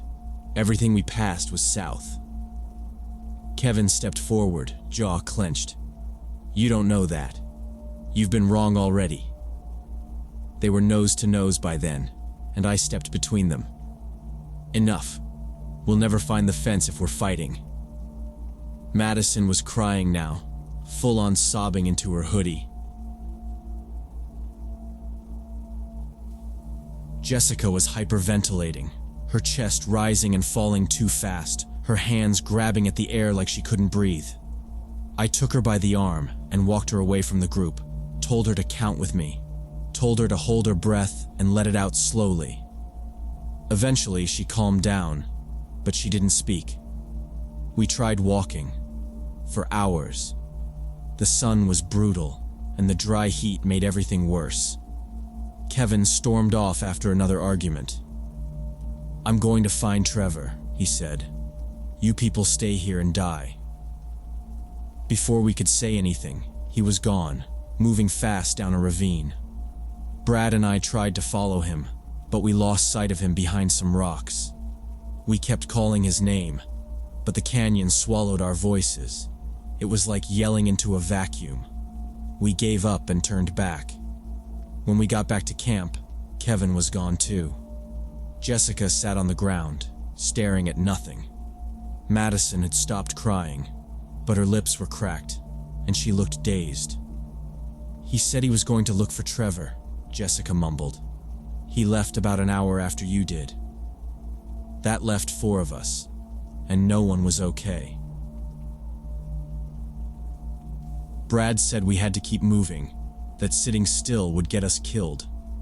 Madison begged us to wait, said someone would come, said it made more sense to stay put and be found. We compromised and climbed to a higher rock ledge to look around. Nothing but endless ridges and rock walls in every direction. We called for Kevin and Trevor until our voices went hoarse. Nothing.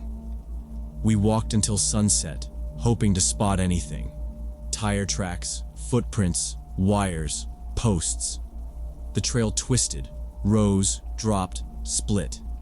Eventually, it all looked the same. That night, as we huddled under a rock overhang, we saw them. Tiny dots of light moving far off across a valley. Helicopters, searchlights slicing across the canyon in long, slow sweeps. Brad stood and waved his flashlight. I did the same. We jumped, yelled, flashed SOS with our lights. Nothing changed. The choppers drifted off to the east, fading behind the rocks. Nobody slept. We were all dehydrated, dizzy, too dry to cry. In the morning, Madison collapsed. Her lips were white, her hands trembling uncontrollably. Jessica lay on her back, barely blinking, her arms across her chest like she was waiting for something. I gave them the last of the water. Brad and I tried to keep them shaded. By noon, I couldn't stand anymore. The rocks shimmered. My throat felt like it was tearing every time I swallowed. I don't remember seeing the rescue team. I just remember hearing a voice that didn't belong to anyone I knew. Then hands. Then the coolness of water on my face. After that, blackness. When I woke up, I was in a cot with IVs in both arms. A paramedic asked my name, told me it was over, that they'd found us, that we were lucky.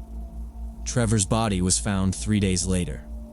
A search crew spotted something at the base of a ravine, his backpack torn open, his body mangled from the fall.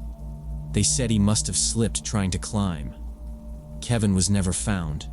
Not a footprint, not a piece of gear, nothing. Later, when I was recovering, the rescue chief told us we had wandered into an active artillery range. The government had shut it down temporarily for spring break, but exercises had resumed while we were still out there. That's why the GPS didn't work. That's why the trail markers disappeared. We weren't supposed to be there. Kevin's family held a funeral without a casket, just pictures. Jessica dropped out of school 2 months later. Madison stopped returning texts. Brad moved to another city. We don't talk anymore. There's nothing to say. Every once in a while, I dream of that red rock and the silence. I hear the echo of our voices bouncing off canyon walls, calling out names no one answers. People think it's brave to break the rules, but that's not brave. That's gambling with lives you're not ready to lose. I know better now. I wish we all had.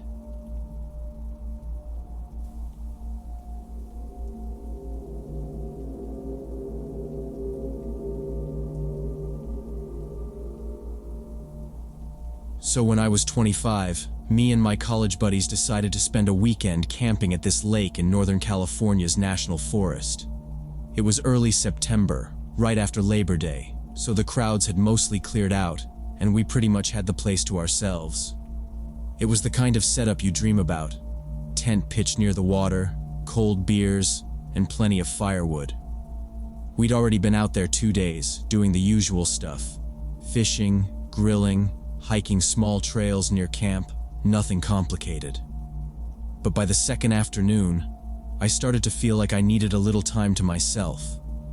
You know how it is when you're around people non-stop, even your friends. So I told the group I was going to take a solo hike. There was this other lake, more isolated, about 3 miles out using an old forest road. It was closed to vehicles, but the path was still in good condition. Gravel, narrow in some spots, and surrounded by trees. It was perfect for a quiet walk. I packed a water bottle, granola bar, a flashlight just in case, and told the guys I'd be back before dinner. The hike out was calm. Sunlight filtered through the trees in that way that looked staged for postcards. I didn't see anyone else the whole way. A few squirrels, a rabbit that darted across the trail. I made it to the lake in about an hour and a half. It was beautiful, smaller than the main one, with a narrow shoreline, and not a single sign of people. I took a few photos, sat on a rock near the edge, and just enjoyed the stillness. After maybe an hour, I stood up, brushed myself off, and started heading back the same way I came. At first, everything felt normal. I was about halfway back when I noticed someone standing ahead of me, maybe 100 feet down the road. It caught me off guard because I hadn't seen anyone at all earlier, and there were no campsites nearby. As I got closer, I could see he was probably in his 50s, gray stubble, wearing a faded windbreaker, jeans, and trail shoes. Nothing out of the ordinary. He smiled as I approached and raised a hand in a kind of lazy wave. "Waiting for my group," he said when I got close. "They've got the off-roaders. Should be here soon." I nodded and slowed down. We started talking. Just small stuff. How nice the weather was. How rare it was to have this part of the forest so quiet in early fall. I figured he was just killing time until his buddies showed up. Then he noticed my backpack, specifically the embroidered name near the top. It was from my college graduation. My mom had stitched my last name on it. He tilted his head and repeated it. "Kowalski, huh? That's Polish, right?" I said yeah, from my dad's side. Nothing unusual so far. But then his whole expression shifted, like a switch had flipped. His smile stayed, but his eyes were locked on me in a way that made my skin crawl. There was a pause, just a beat too long. "Where's your family from originally?" he asked. "Poland," I said, still trying to keep it casual. "Why?" That's when he looked past me, toward the trees on the opposite side of the road. I hadn't even noticed the gap in the tree line before, but he raised his voice suddenly and called out, "Hey! He says his family's from Poland." I turned in the direction he was looking. There was nothing obvious there, just woods. But now I was on edge. I couldn't tell if he was joking or serious. My first thought was maybe his friends really were in the trees, just out of view, off-roading nearby. But then again, I hadn't heard a single engine, no tires, nothing. I looked back at him, and he was still smiling, like he was waiting to see how I'd react. I took a step back. Not obvious, just casual, like I was shifting my weight. But my body was tense. Every part of me was on alert now. Something about the way he'd said it. Like he wasn't surprised. Like he was checking a box in his head. "You good?" I asked, trying to keep my voice light. He didn't answer right away. Instead, he took one slow step forward. He was still looking into the woods behind me. "You hike out here often?" That question wasn't casual. It sounded practiced. Like he already knew the answer and wanted to confirm something. "No," I said. "First time." Another pause. Then he turned his eyes back on me. "We met someone last year," he said. "Real similar look to you." Never caught his name, though. My chest tightened. Something in me said, "Don't turn around again. Just keep your eyes on him." He looked past me one more time and called out again. "This one says it's his first time." Should we show him the road? That was it. I didn't wait to see who or what was coming from the woods. I muttered something like, "Hey, I should get back," and started walking. Fast. Not running. Yet. I kept him in my peripheral as I moved.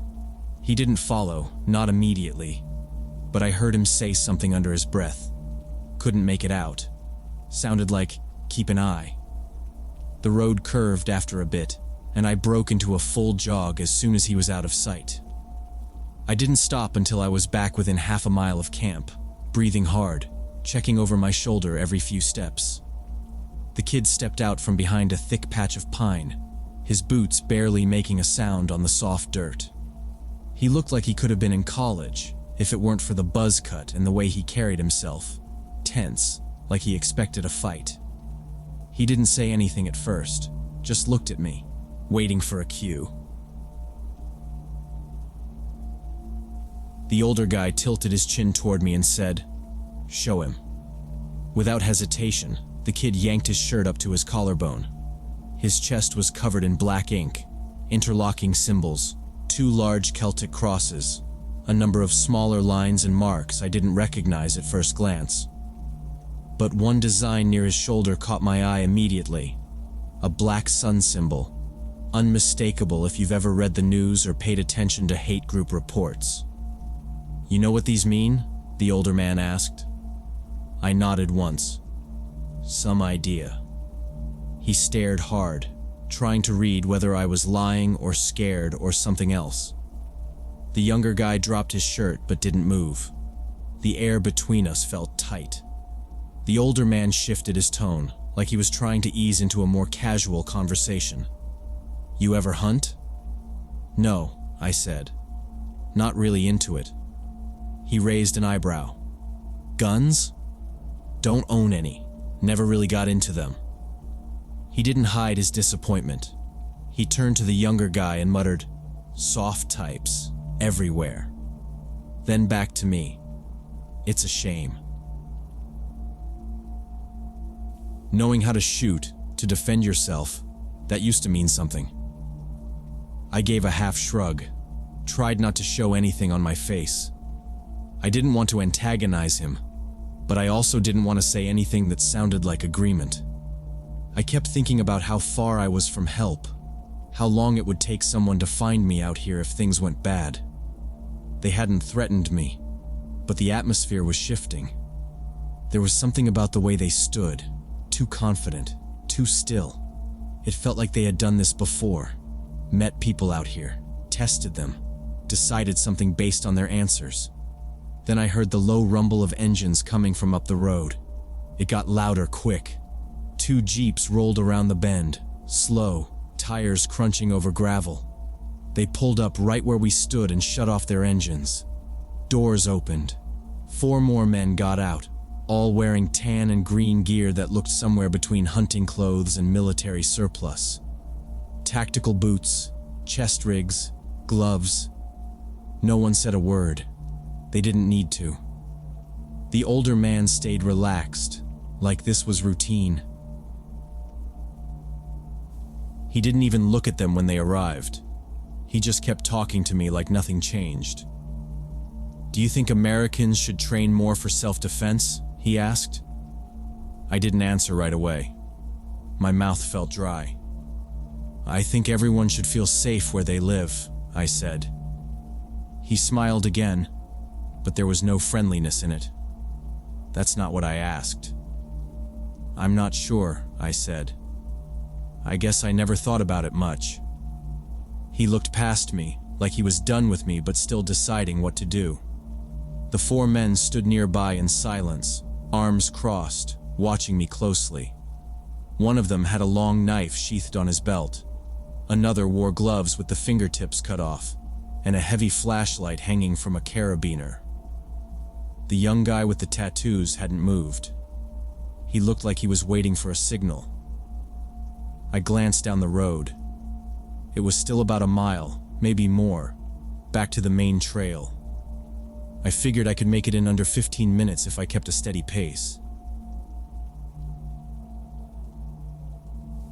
10 if I ran. "I should probably get going," I said. "My friends are expecting me for dinner."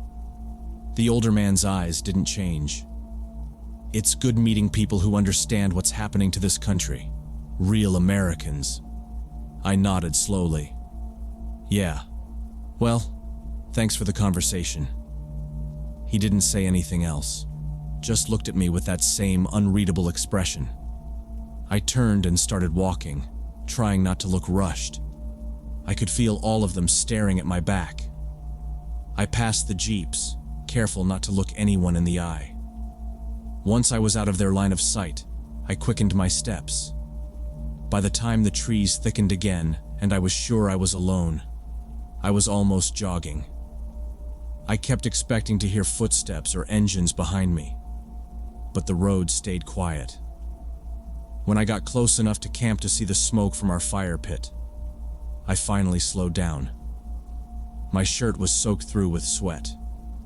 I didn't stop to catch my breath. I went straight to the fire where two of my friends were sitting and told them everything.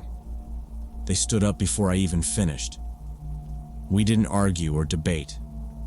We just started packing. Quiet. Quick. We loaded our stuff into the truck and were pulling out before the sun dipped behind the ridge.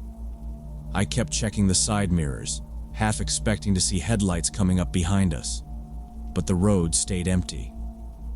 We didn't talk much on the way back. I didn't sleep that night either.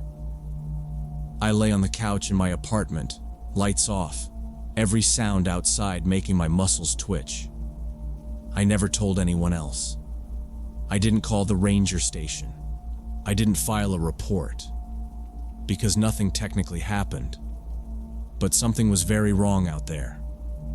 I still go hiking, but never alone. And never without checking the map for old roads that might take me too far from people. I think about those men sometimes. I think about what they were waiting for, or who they were hoping would show up.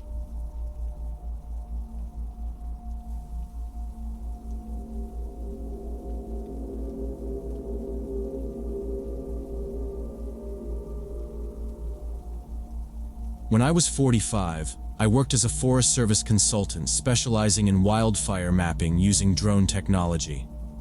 My work mostly involved flying out to remote ridges or peaks and setting up drone surveillance to monitor active fire zones.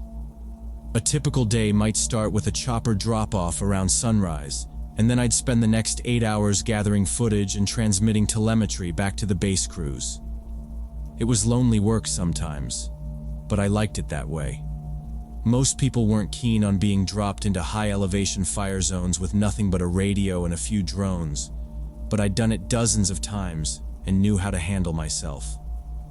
In August that year, one of the largest wildfires I'd ever worked was burning through a few thousand acres in the Sierra Nevadas. It had been gaining ground quickly over the past week, and they were desperate for aerial views of the terrain before the fire breached the next ridge.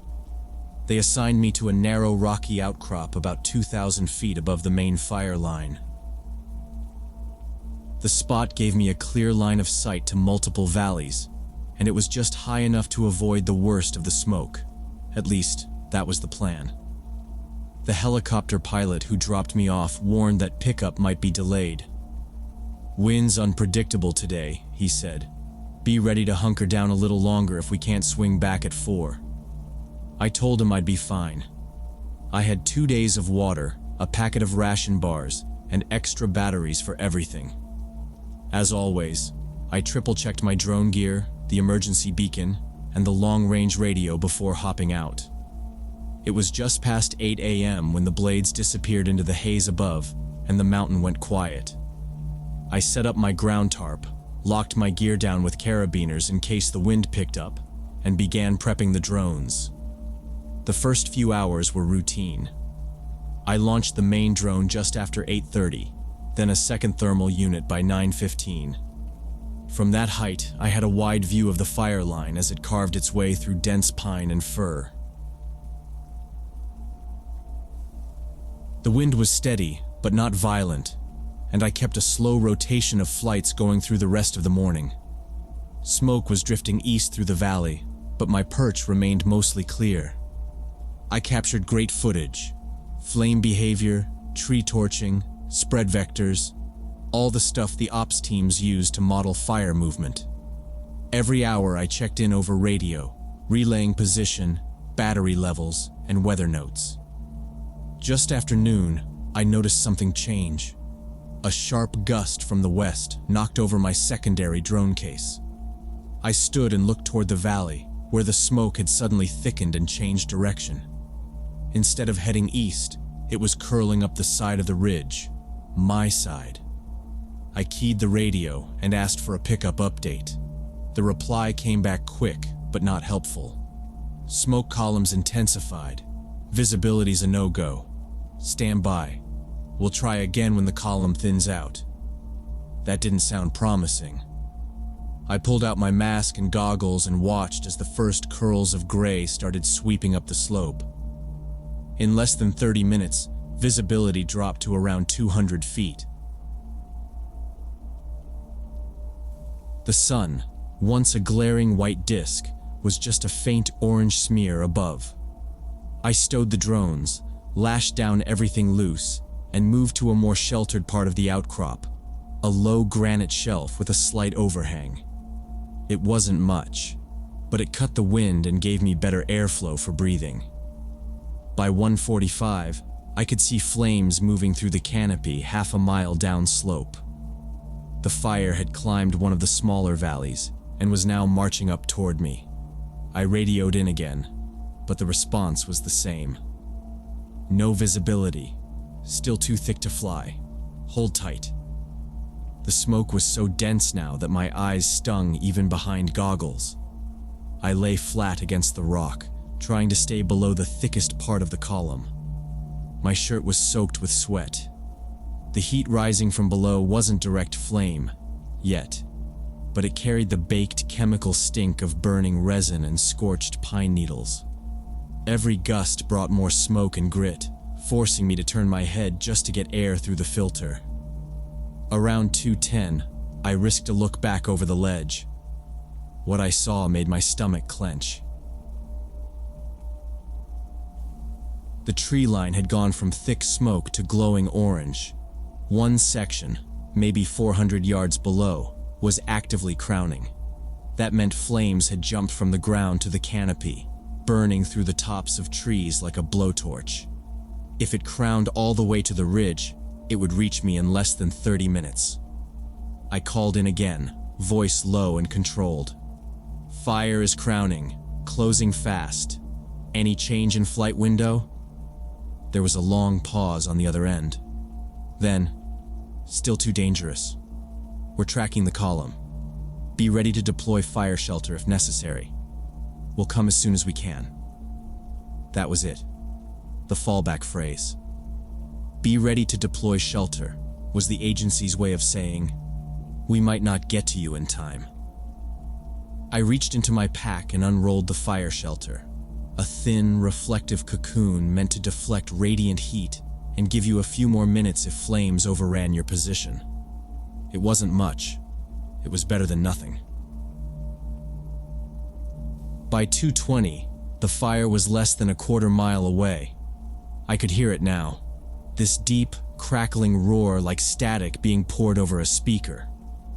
I shifted everything to the north side of the rock shelf, away from the oncoming heat, and waited. The smoke was so thick I could barely see 10 feet now. Everything smelled like burning plastic and dead wood. The only sound was the wind changing pitch as it funneled through the rock. Then I heard it. A branch snapping, not from wind, from flame. It was closer than I thought. At 3 p.m., the radio crackled again, this time with finality. Negative on air pickup. Conditions too unstable. You'll have to move to Highway 108 on foot. Copy? I didn't answer right away. I was staring into thick orange smoke, my ears ringing from the constant low roar of fire down the mountain. Copy, I said finally. The dispatcher gave rough coordinates and a heading. Northeast along the ridge, then switchbacks into the drainage basin, 5 miles total. I didn't ask questions. I couldn't afford to. I strapped on the heaviest pack I'd ever carried. Drone bodies, batteries, data drives, water, emergency kit, radio, and took one last look toward the valley. Nothing was visible but a gray wall of smoke streaked with darker columns where trees were going up in fire columns. I switched on my compass, gripped it in one gloved hand, and started walking. Visibility was under 20 feet. I walked with one hand in front of me, sweeping side to side, boots crunching over loose granite and scorched needles. Each step felt blind. I stayed on the ridgeline, feeling the slight uphill curve as I climbed for a better descent angle. The smoke thinned slightly at a saddle between two peaks, and I used the moment to push harder, lungs burning. Behind me, I could hear the low, dull pops of timber combusting. Less than a mile in, the trail vanished under wind-blown ash and debris. I found the edge again by memory and compass. The first switchback was steep and narrow, flanked by blackened pine trunks. I used a hiking pole to test each step, slipping twice on loose gravel. The second time I went down hard and smashed my knee on a rock. Blood soaked my pant leg, but I didn't stop. The fire wasn't waiting. The descent got worse. Trees had fallen across the trail. I climbed over one, then ducked under the next, all while dragging 60 pounds of gear. Once I had to crawl under a smoldering log. The heat seared my back. I could feel it through the layers. Every breath pulled in soot. I wet a bandana with the last of my water and tied it around my face. It helped for maybe 5 minutes. Around the halfway point, I hit a flat section choked with fallen branches. I stepped onto a patch of pine needles and immediately dropped into a hidden hole up to my thigh. I screamed. The pain in my leg was sharp, but not broken. I yanked myself out, limped forward, and kept going. Embers drifted in front of my eyes like fireflies. They landed on my sleeves, my pack, my hair. I kept brushing them off, but I knew I was getting burned. It didn't matter. By 6 p.m., the air had turned red. The fire was catching up. I could hear it behind me now. A deep rumbling, like wind and thunder, had fused into one endless growl. Trees cracked and fell. The light shifted fast, the way it does during an eclipse. I was running low on strength and direction. My hands were shaking from dehydration. I had stopped sweating. Then I smelled it. Diesel and ash. It cut through the burnt wood smell. I pushed forward and saw lights, dim orange strobes through the haze. My pace turned into a shuffle, then a stagger. My throat was raw. My vision was blurring at the edges. The ground leveled out, and I saw the edge of a fire engine through the smoke. A firefighter ran toward me. I collapsed to my knees before I could speak. He shouted something I couldn't hear and grabbed my arm. Another one came from behind, pulling off my pack. I felt hands lifting me. My mask was torn off. Someone held a bottle to my lips. I coughed more than I drank. They rushed me toward a truck. Someone called for a medic. My face stung as air hit the burns. The last thing I saw before the door closed was a wall of smoke swallowing the trees behind me. In the ambulance, the paramedic told me I had burns on my cheek and forearms, early signs of heat stroke, and blood oxygen levels way below normal. I drifted in and out on the way to the hospital. Machines beeped. A mask fed me air. My chest felt like it was filled with gravel. I spent 2 nights there, hooked up to oxygen, IV fluids, and something for the pain. I remember a doctor saying I was lucky. A few more hours and my lungs might not have recovered. The fire reached the outcrop by sunset. The data drives were scorched black. Nothing remained. When I got out, I filed for reassignment. Same department, same research. But now I work behind a desk. I analyze footage from other consultants, build maps, model flame behavior. Sometimes I see ridges like the one I was on. I always pause. I always zoom in. I still keep that melted drone camera on my shelf. It's blackened and useless. But every time I see it, I remember what it cost to bring that data back, and how close I came to never walking off that mountain.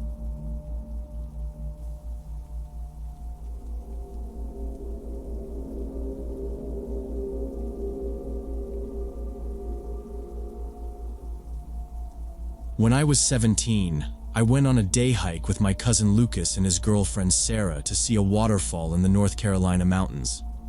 It was one of those well-known spots, not too far from Asheville, with a trail that cuts through pine forest and climbs gradually until you get to an overlook with a wooden fence and a small clearing to sit and eat. We parked in the gravel lot around 8 a.m., just as the sun came up over the ridges. The air was cool, still damp from the night, and you could hear birds echoing through the trees. Lucas was excited because he'd just bought a new camera with one of those detachable lenses, and he said this waterfall would make a perfect first shoot. Sarah had brought a small backpack full of sandwiches, trail mix, and water bottles. She was way more organized than either of us. We took our time going up. The path was about 3 miles long and mostly dirt with occasional rocks. Every so often we passed other hikers, couples with dogs, older folks with walking sticks, even one group of college students with loud music playing from a Bluetooth speaker. It felt like any other weekend hike. There were no weird vibes, no isolation. Everything seemed totally normal. We stopped a few times so Lucas could take photos of tree trunks, small animals, or moss-covered boulders. Sarah would usually roll her eyes and check her phone for signal, which didn't work half the time. It took us about 2 hours to get to the top, where the trail opened into a wide overlook with a wooden railing and a view of the entire valley below. The waterfall wasn't massive, more like a strong cascade tumbling down a rocky wall about 50 feet high.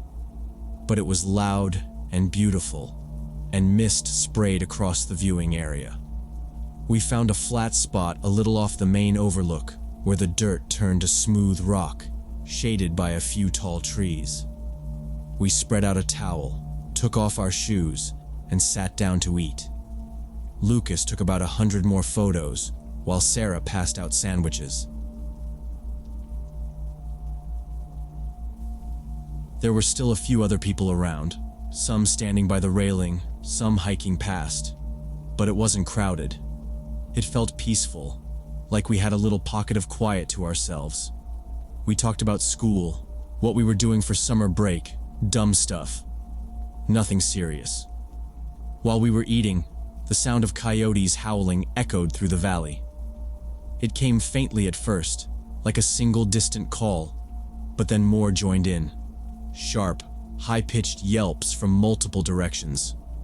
I'd never heard that many before. Lucas and I looked at each other, both kind of pausing mid-chew.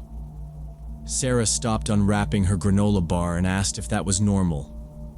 I said yeah, they lived in these hills, but I didn't remember ever hearing so many at once, especially in the middle of the day. It didn't sound super close, but it was hard to tell in the mountains.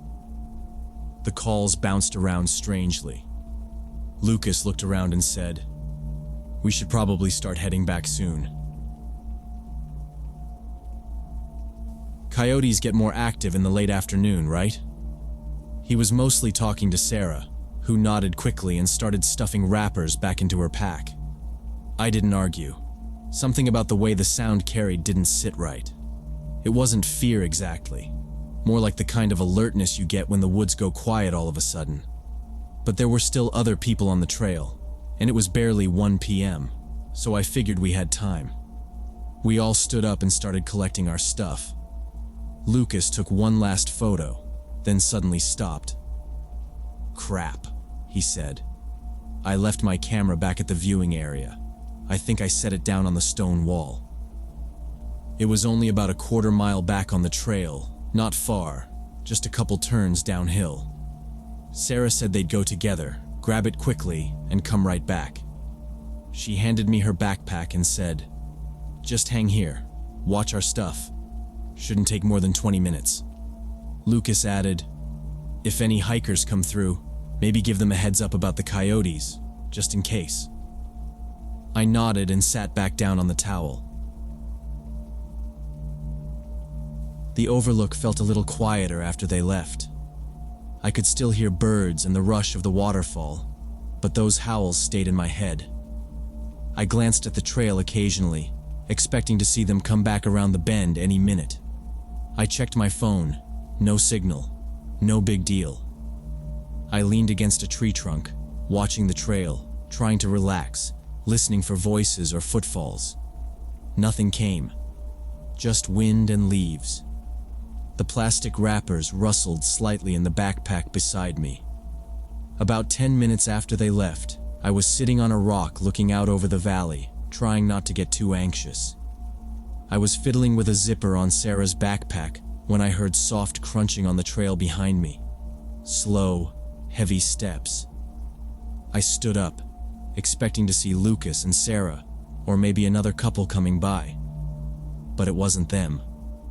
There was a man standing about 30 feet away, just past the bend in the trail. He wasn't moving, just standing there, half in shadow under a tall pine, staring straight at me. He looked filthy. Clothes were torn up, hanging loosely off his body like he hadn't changed them in weeks. They were grayish, stained with dirt, and maybe worse. His pants were several inches too short, showing thin ankles and hiking boots that looked like they barely held together. His face was pale and stretched tight, like he hadn't eaten properly in a long time. His eyes locked on mine and didn't blink. I gave him a quick nod and said, "Hey, are you okay?" My voice sounded small and too bright. He didn't move or speak, just kept staring. I thought maybe he didn't hear me, so I tried again, louder.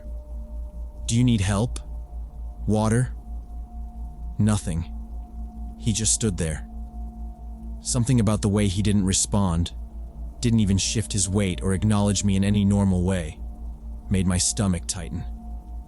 I stayed where I was, not stepping forward, just waiting. I looked down for a second, not sure what to do, then looked back up. He hadn't moved an inch. I asked again if he needed anything, water, food, or help finding the trailhead. That's when he opened his mouth wide and let out a long, loud howl. It sounded exactly like the coyotes we'd heard earlier. Not similar, identical. The pitch, the rhythm, the rise and fall of the sound, it was the same. He just stood there with his head tilted back, howling up into the trees like an animal. I jumped back a step, heart hammering in my chest. The howl echoed around us, bouncing off the valley walls. Then it stopped. He slowly brought his head back down and stared at me again. Still no expression. No sign that he had just made that sound. I didn't know what he was trying to do, but I didn't want to wait around to find out. I slung Sarah's backpack over one shoulder and took a step back, then another. My hands were sweating. I tried to keep calm, just back away slowly, not showing fear or anything that might set him off. He didn't move, just stood there and watched me like I was a problem he hadn't decided how to deal with. I kept backing away until the trail bent enough that I lost sight of him. I moved a little faster then, half walking, half jogging to the next cluster of trees. I looked over my shoulder one more time, but he was gone. Just vanished. No footsteps, no rustling. He hadn't made a sound when he left. I didn't know how long I stood there alone, but every little noise in the woods started to sound wrong. A branch snapping, a bird flying overhead, even the waterfall. It all felt too loud. I didn't sit back down. I just stood, scanning the trees constantly, heart racing, ears straining.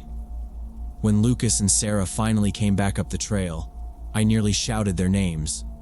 They were talking casually, but as soon as they saw my face, they stopped. Lucas asked, "What happened?" And I didn't waste time. I told them everything. How the guy had appeared, the way he just stared, and especially the howl. Sarah's eyes widened immediately. Lucas kept asking questions. Was he high? Homeless? Maybe just lost? We all looked down the trail in the direction I'd last seen him, but there was nothing. Just empty woods.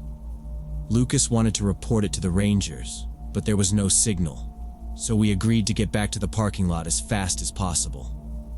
We didn't stop again. The hike down felt twice as long, every step filled with tension. I kept checking behind us, scanning the woods, watching the ridgelines for any sign of movement. We passed 2 different groups of hikers on the way down. Sarah told them to keep an eye out for a man who might need help, maybe suffering from exposure. But she also quietly warned them to keep their distance if he acted strangely. Everyone nodded, confused but serious. When we finally reached the lot, I felt like I'd been holding my breath the entire descent. We went straight to the ranger station at the edge of the trailhead. Lucas gave a full description. Male, probably mid-40s, about 6 feet tall, extremely thin, dirty, didn't respond to questions, mimicked coyote howls. The ranger didn't look surprised, which was almost worse than if he had.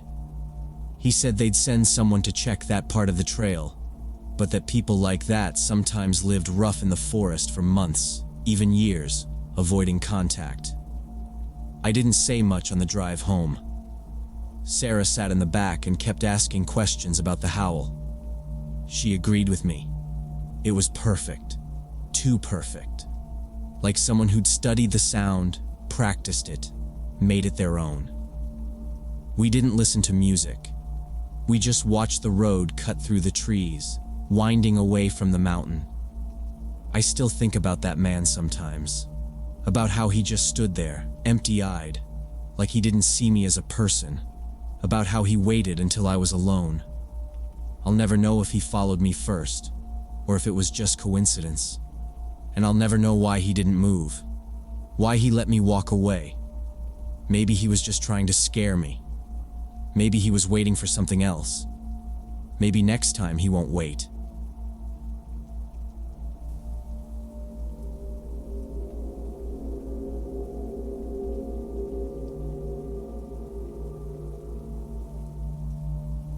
When I was 28, my group of 6 friends had this tradition of going camping every summer out in the Colorado mountains.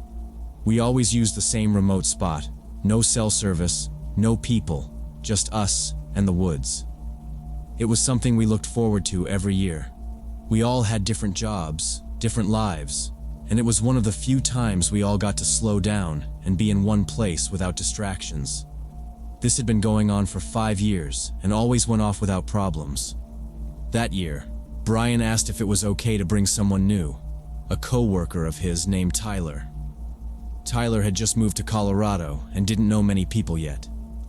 He was around our age, and Brian said he could use a break from work stress. We didn't think much of it since we'd brought other friends before and it usually worked out. Brian said Tyler was a decent guy, maybe a little intense, but not a bad dude. I brought my hunting rifle with me, like I always did. We never had to use it, but a few times we'd seen bears nearby, and it just made sense to have it. We parked our cars at the trailhead, loaded up our gear, and hiked a few miles into the woods. Tyler was friendly enough at first, but he talked a lot. Like, constantly. Most of it was about fights he'd been in, weird street altercations, times he'd beaten someone up back home. At first, we just nodded along. Maybe he was just trying to show us he was tough or something, trying to fit in. The rest of us kept it light, talked about work, movies, family stuff. But Tyler kept steering the conversation back to violence. How he handled people who disrespected him. How he once almost broke a guy's jaw for bumping into him in a bar. It started to get a little uncomfortable. That first night, we got the fire going, pitched our tents, cooked some food, and had a few drinks. Tyler drank the most. He wasn't sloppy or anything, but he got louder, started shouting his stories instead of just telling them. At one point, he asked each of us if we'd ever been in a real fight, then laughed when one of my friends said he'd never been in one. "Figures," Tyler said. Soft. We brushed it off. We didn't come out there to argue, but still, it stuck with me. That edge in his voice. He wasn't just joking. It was like he meant it. The next morning was quiet. We went on a hike, made breakfast, enjoyed the view. Tyler didn't say much that day, but when he did, it was always something aggressive. He'd say things like, "Bet I could survive out here alone," or, "You know how easy it'd be to disappear out here?" That kind of stuff. He kept walking ahead of the group, not talking, just charging up the trail like we were in a race. Nobody said anything, but we were all getting the same vibe. Something was off. Saturday evening, after dinner, it really went downhill. We were sitting around the fire, passing around a bottle of whiskey. Tyler had way more than the rest of us. He got louder again, started cracking these weird jokes that didn't feel like jokes. He kept talking about our girlfriends, our wives, said stuff like, "You guys ever wonder what your girl's doing while you're gone? And you really think she's not out with someone else?" Then he went further. Called one of our friends' wives stuck up, asked if we shared our women. Nobody laughed. Someone finally told him to knock it off. That's when he laughed, really loud, and said we were too sensitive. We let it go for a few minutes, tried changing the subject, but he kept circling back. He pointed at each of us and said something crude, like he was trying to get a reaction. Brian, who had brought him, tried stepping in. "Hey man," he said, "maybe just chill out a little. You've had a lot to drink." Tyler turned to him and said, "Don't tell me what to do. You're not in charge of me." Then he laughed again, but it wasn't the kind of laugh that makes people relax. He leaned back and looked around at all of us, like he was daring someone to say something. Then he added, "Bunch of soft-ass guys sitting around a fire acting like this is therapy." We all just kind of sat there. No one moved. The fire crackled. Tyler took another swig from the bottle and tossed it onto the ground like he didn't care. There was this thick silence after that. Not the usual kind, not comfortable. The kind that feels like something could break at any moment. That's when Tyler suddenly stood up and shoved Brian hard in the chest, knocking him back off his camping chair. Brian hit the ground hard, but got up quickly and told Tyler he needed to leave immediately. Tyler didn't listen. He laughed, loud and mean, then threw a punch at Brian's face. Brian ducked just in time and tackled him to the ground. They crashed next to the fire pit, fists swinging, boots kicking up sparks from the dirt. The rest of us jumped in fast and pulled them apart before it got worse. Tyler was screaming now, slurring, wild-eyed, veins popping out of his neck. He thrashed against our grip and shouted that he was going to kill us. "I'll end all of you," he said, spitting and flailing. That's when I saw his hand go to his jacket pocket. He fumbled for a second, then pulled out a folding knife. He flicked it open with one hand and started swinging it wildly. "You want some? Come get it," he yelled, backing up near the fire and waving the blade at whoever moved. Nobody said a word. We just stepped back. I broke into a run straight to my tent, ripped open the zipper, grabbed the rifle. I chambered around on the way back to the fire and pointed it at him without a word. I didn't need to say anything. The moment Tyler saw the gun, his whole body changed. The aggression dropped off him like a mask falling to the ground. His arms went up, knife falling to the dirt. "Don't shoot," he stammered. "Please." I'm sorry, I'm done, okay? I didn't mean it. I swear. His voice was high, shaky, like a little kid caught breaking something valuable. He dropped to his knees, hands still raised. I kept the rifle aimed right at his chest, while the others moved in and kicked the knife away. Brian grabbed it, and someone else checked his jacket pockets, nothing else. Tyler just knelt there, shaking, tears on his face, begging. I didn't mean to, he kept saying. It was the alcohol, man. I'm sorry. Don't call the cops, please. I told him he had 10 minutes. Pack your shit and leave. Don't say a word, just go. If you're still here in 10, I'm calling the Rangers. He didn't argue. He got up like his legs barely worked and stumbled to his tent. He kept looking back at the rifle like he thought I was going to shoot him anyway. He stuffed his sleeping bag, his clothes, and his bottle into his pack in a blind panic. 5 minutes later, he was gone, backpack slung over one shoulder, crashing through the underbrush and out of sight. We sat around the fire, no one talking, just listening to the woods swallow the sound of his footsteps. The next morning, nobody said much. We were all still wired from the night before, tired and hungover, but too tense to relax. We decided to check out Tyler's tent site before packing up. There wasn't much left behind, but his jeans were still lying outside, near where his tent had been.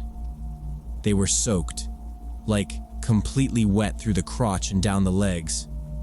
None of us had heard it happen, but it was obvious. He'd pissed himself when I pointed the rifle at him. It was a weird moment.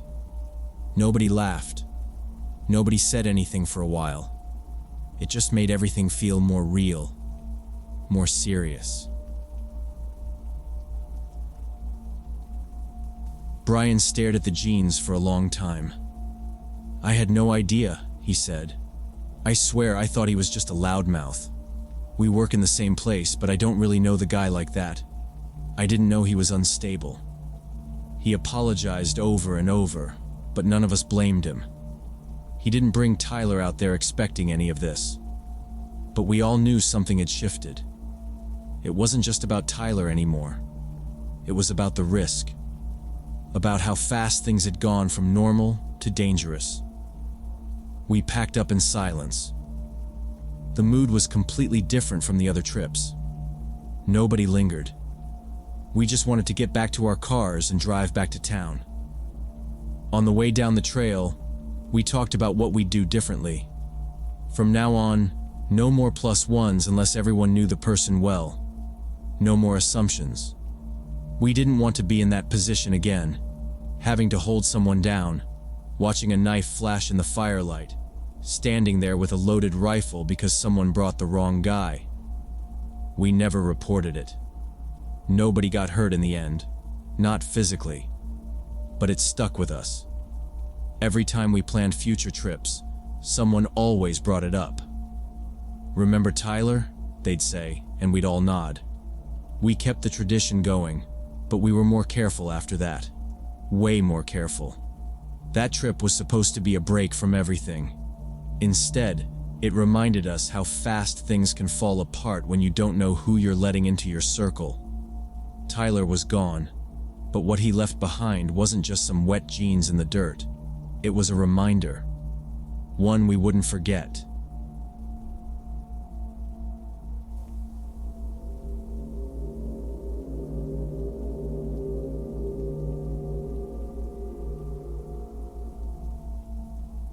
When I was 24, I took my girlfriend Lisa on our first backpacking trip to Yellowstone. We'd been dating for about 8 months and things were getting serious, so I thought it was time to show her something special, something that mattered to me. I grew up hiking trails in the Tetons and Yellowstone, and this was one of those trips I'd been planning since we first started talking about camping together. I wanted it to be quiet, scenic, and not packed with tourists, so we picked a trail that led to a backcountry site near Heart Lake. We parked the car just after noon and started the hike early enough to reach the site before sunset. The trail was narrow and slick with mud from days of steady rain. Water still ran in shallow rivulets down parts of the path, and our boots made a squelching sound with every step. A few miles in, Lisa pointed out a line of fresh bear tracks pressed deep into the wet ground. They were big too, not cubs. She didn't say anything at first, just crouched and looked. Then she asked, "You sure it's okay out here?" I told her they were probably long gone. Tracks don't mean the animal's still close, just that they passed through. I was confident, or maybe I wanted to seem confident, and I said we'd be fine. We kept going, spotting more prints every few hundred yards. They always trailed off into the trees or disappeared into patches of soggy brush. The air smelled like wet pine and earth, and everything felt damp, even our packs. Lisa kept glancing around more than usual, but she didn't complain. By the time we reached the campsite, the sky was orange and purple, and the sun was starting to sink behind the trees. The creek beside the clearing made a steady rushing sound that almost drowned out the distant howls of wind. We set up the tent in a small open patch a few yards from the water, cooked some freeze-dried pasta on the camp stove, and ate in silence while the last light faded. Lisa didn't say much. She was listening. I could tell by the way she kept pausing, like she was tuning her ears to something. I asked if she was okay, and she nodded. "I think I just need to get used to the quiet," she said. That night we turned in early. I zipped the tent door shut, and we both crawled into our sleeping bags. The air was cold and still, and after a while, I heard Lisa's breathing get slow and steady. I fell asleep to the sound of the creek, thinking everything had gone as planned. I woke up to Lisa shaking my shoulder. "Get up," she whispered. Her voice was tense and quiet, almost like she was afraid to speak louder. I blinked in the early light, confused. The tent was lit by a dull gray glow, just enough to see her face. She was staring out through the mesh panel near the top of the tent. "Don't move too much," she said. I sat up slowly, rubbing my eyes, and followed her gaze. Outside, the mud around our tent was a mess of deep prints, massive paw prints. They circled the tent completely. Dozens of them, all around us. I leaned forward, trying to see better, and noticed that some of the prints were overlapping, as if the bear had been pacing. The claw marks were clear in the wet ground, sharp, distinct, and fresh. A few tracks ran right up against the tent wall. I turned and saw where something had dragged claws along the fabric, scoring long, shallow tears across the nylon, right where our heads had been. I felt my breath catch. The marks were clean and straight, not frantic. This wasn't a passing animal. This thing had spent time here, walking, sniffing, standing still, watching. It had been here for hours, maybe all night. Lisa didn't say anything else. She was just sitting up, staring at the ground. I reached over slowly and unzipped the tent door, just a couple of inches, enough to poke my head out. The air outside was sharp with the smell of damp earth and wet fur, like whatever had been here left behind more than just tracks. I stepped out barefoot onto the cold, wet ground. The tent was surrounded, completely. Our own footprints from yesterday were mostly gone, erased by the storm and soaked into the mud, but the bears were everywhere. I moved around slowly, checking the area, not wanting to make noise. There was nothing in sight now. Just trees and gray sky and the creek still rushing past, loud and uncaring. I crouched by one of the prints and placed my hand beside it. My whole palm and fingers fit inside the pad. The claws extended another 4 inches past where my fingertips stopped. Lisa came out behind me and stood there in silence. The tent had 3 slash marks, one right where her head had been, and 2 above mine. We didn't talk much while we packed up. There was no need to. We took down the tent fast, stuffed everything into our packs, and started hiking back toward the ranger station 12 miles away. I kept glancing over my shoulder the whole time. Lisa did too. Not because we heard anything, not because we saw movement, just because the woods felt different now, emptier and heavier at the same time. Like we'd missed something staring at us in the dark, like we were still missing it. We packed quickly that morning, barely speaking. The silence between us wasn't awkward, it was focused, tense. Lisa had barely slept, and I'd been up most of the night listening to every twig snap and leaf rustle outside the tent.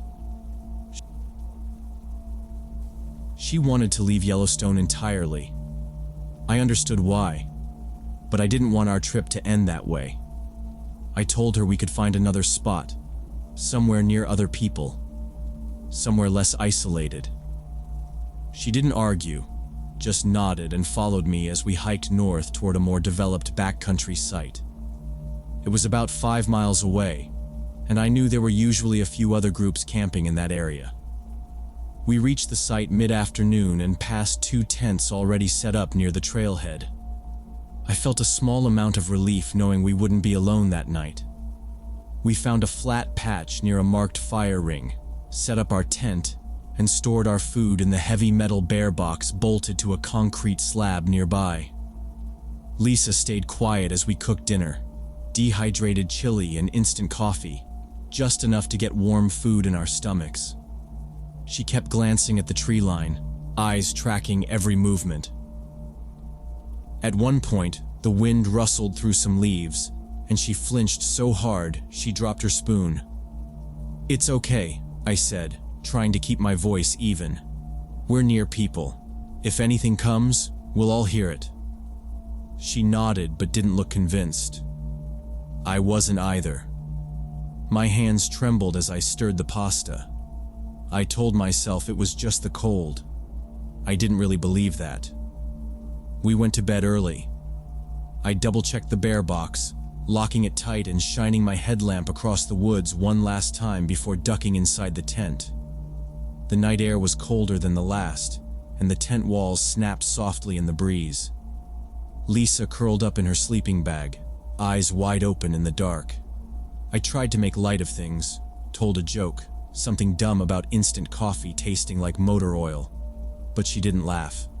She just said, "Let's leave first thing in the morning."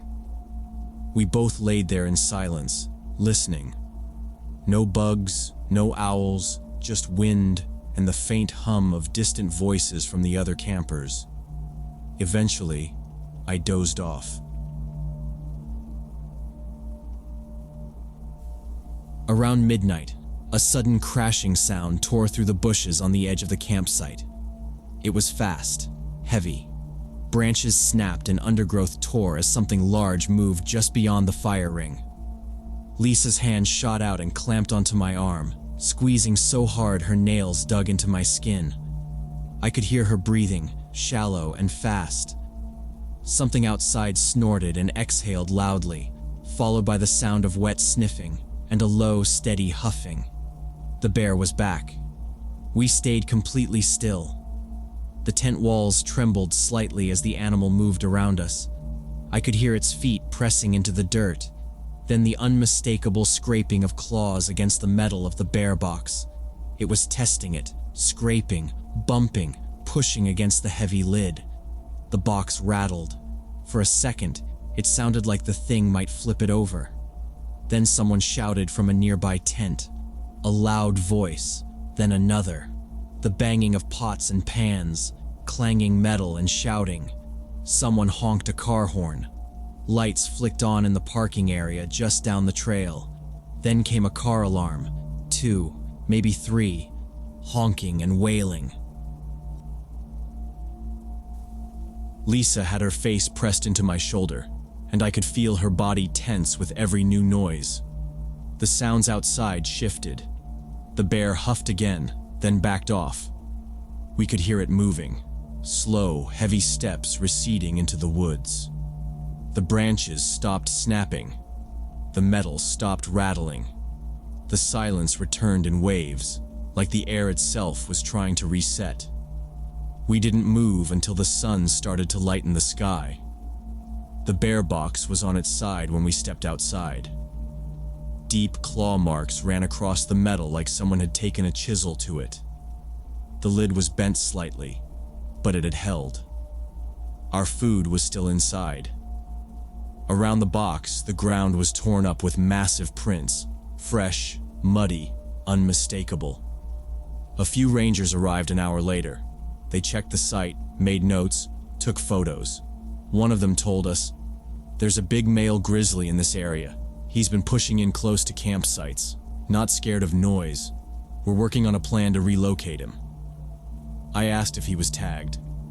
The ranger shook his head. "He's smart, avoids the cameras, never shows himself in daylight." Lisa and I didn't stick around. We hiked back to the car in near silence. She didn't wait for my suggestion this time. We both knew we were done. We drove out of the park that afternoon, windows down, letting the wind dry the sweat from our backs. We stayed together for another year. The trip came up sometimes, mostly in small comments or when we were camping in safer places. We didn't go back to Yellowstone, not even close. Eventually we broke up, not over the trip, just regular life things. We still both go camping now, just never in grizzly country. I've learned a lot since then. Bears act on food and scent. They're curious, cautious, and consistent. You follow the rules, you minimize the risk.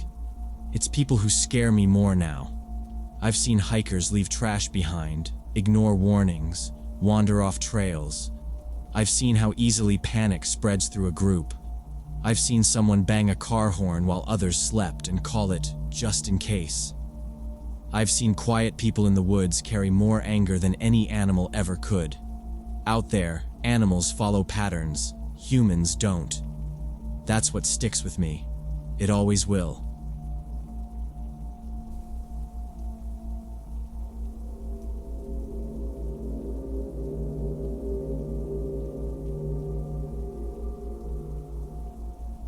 So when I was 28, me and 3 buddies decided to try this new camping app that shows hidden spots.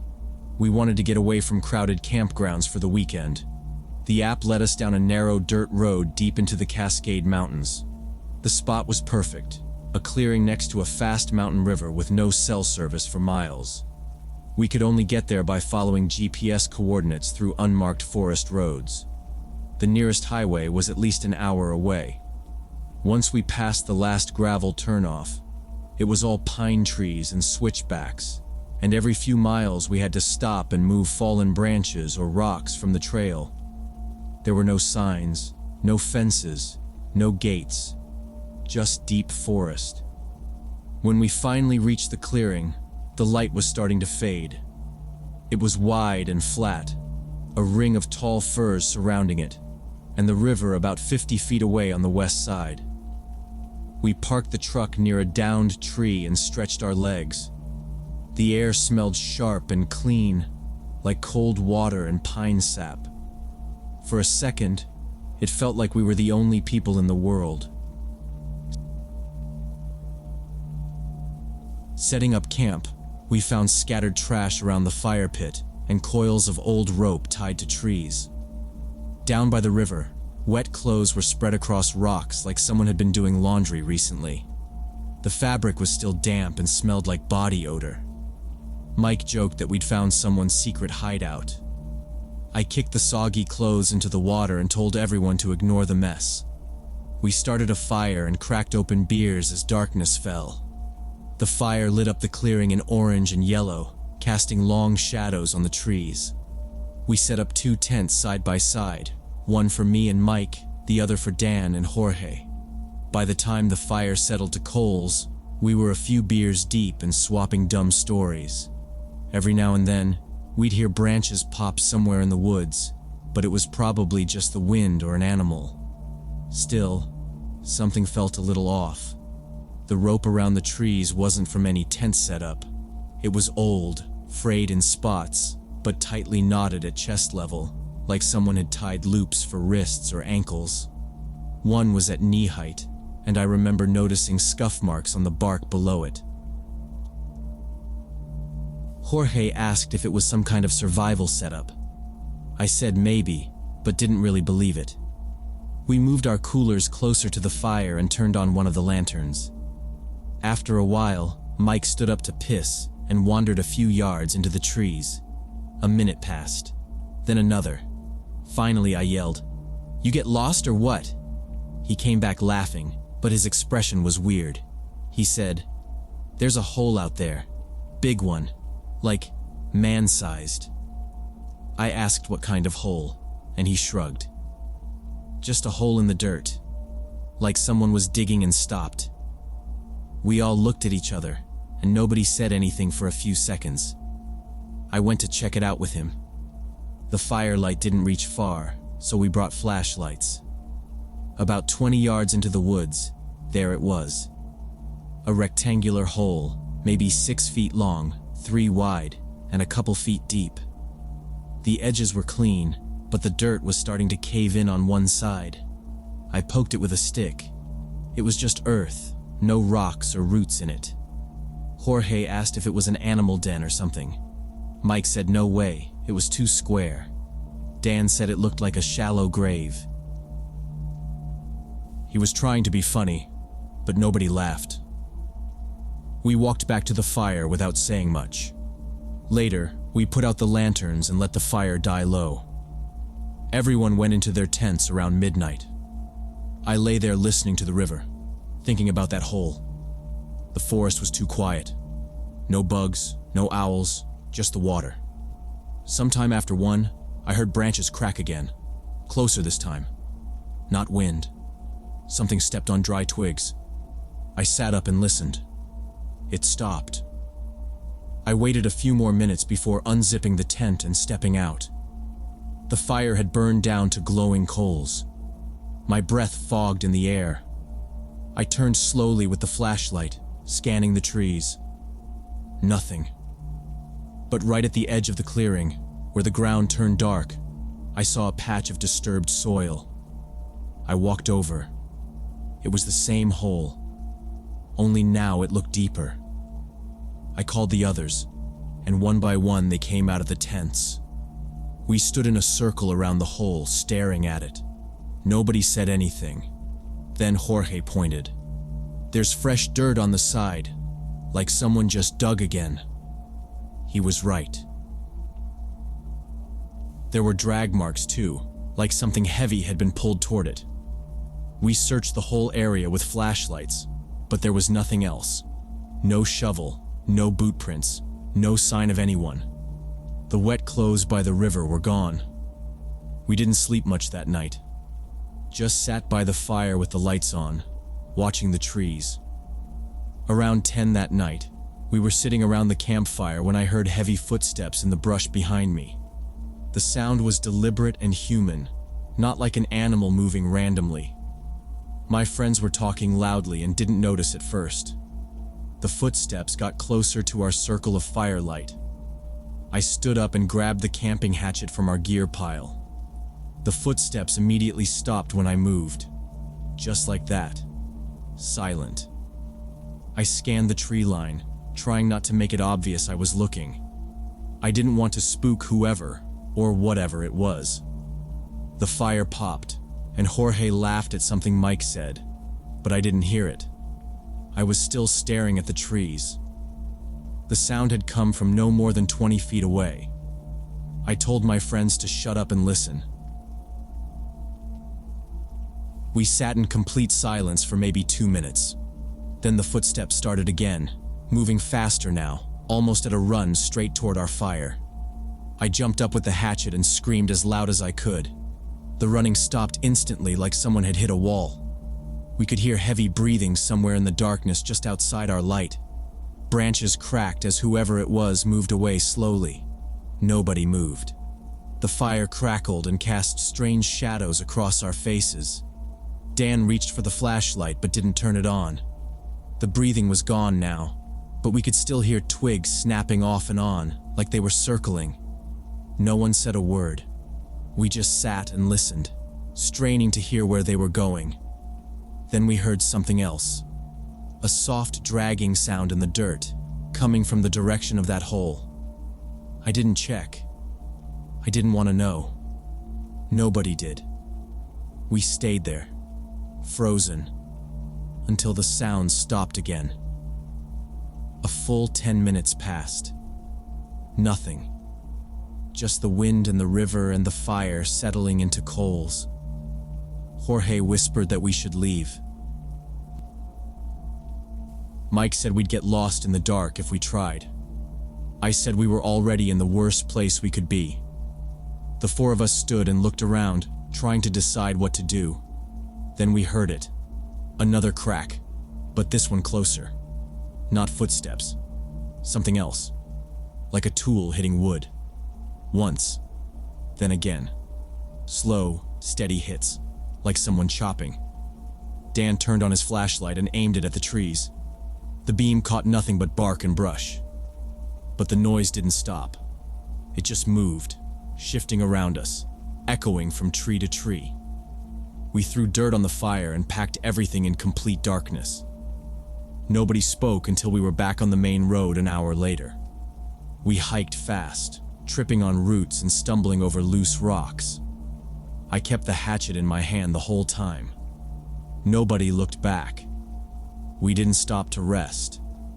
The only time we paused was when we reached the truck, and even then, it was just long enough to throw the gear into the bed and climb in. Mike drove, hands shaking on the wheel, headlights bouncing through the trees. We didn't say anything until we saw the first cell signal bars come back. Then we all started talking at once, trying to piece together what we'd just lived through. We made it back to town after midnight and didn't even unload the gear. Everyone just went home. The camping app removed that location from their database the next week. I checked out of curiosity. The listing was gone. No name, no pictures, no reviews. Just vanished. We never found out who was living in those woods or what they wanted. I still go camping, but only at established campgrounds now. Places with people nearby, rangers, signage, noise. I don't mess with remote clearings anymore, especially not the kind with graves half dug and ropes tied to trees. Some places are empty for good reasons, and it's better to leave them that way.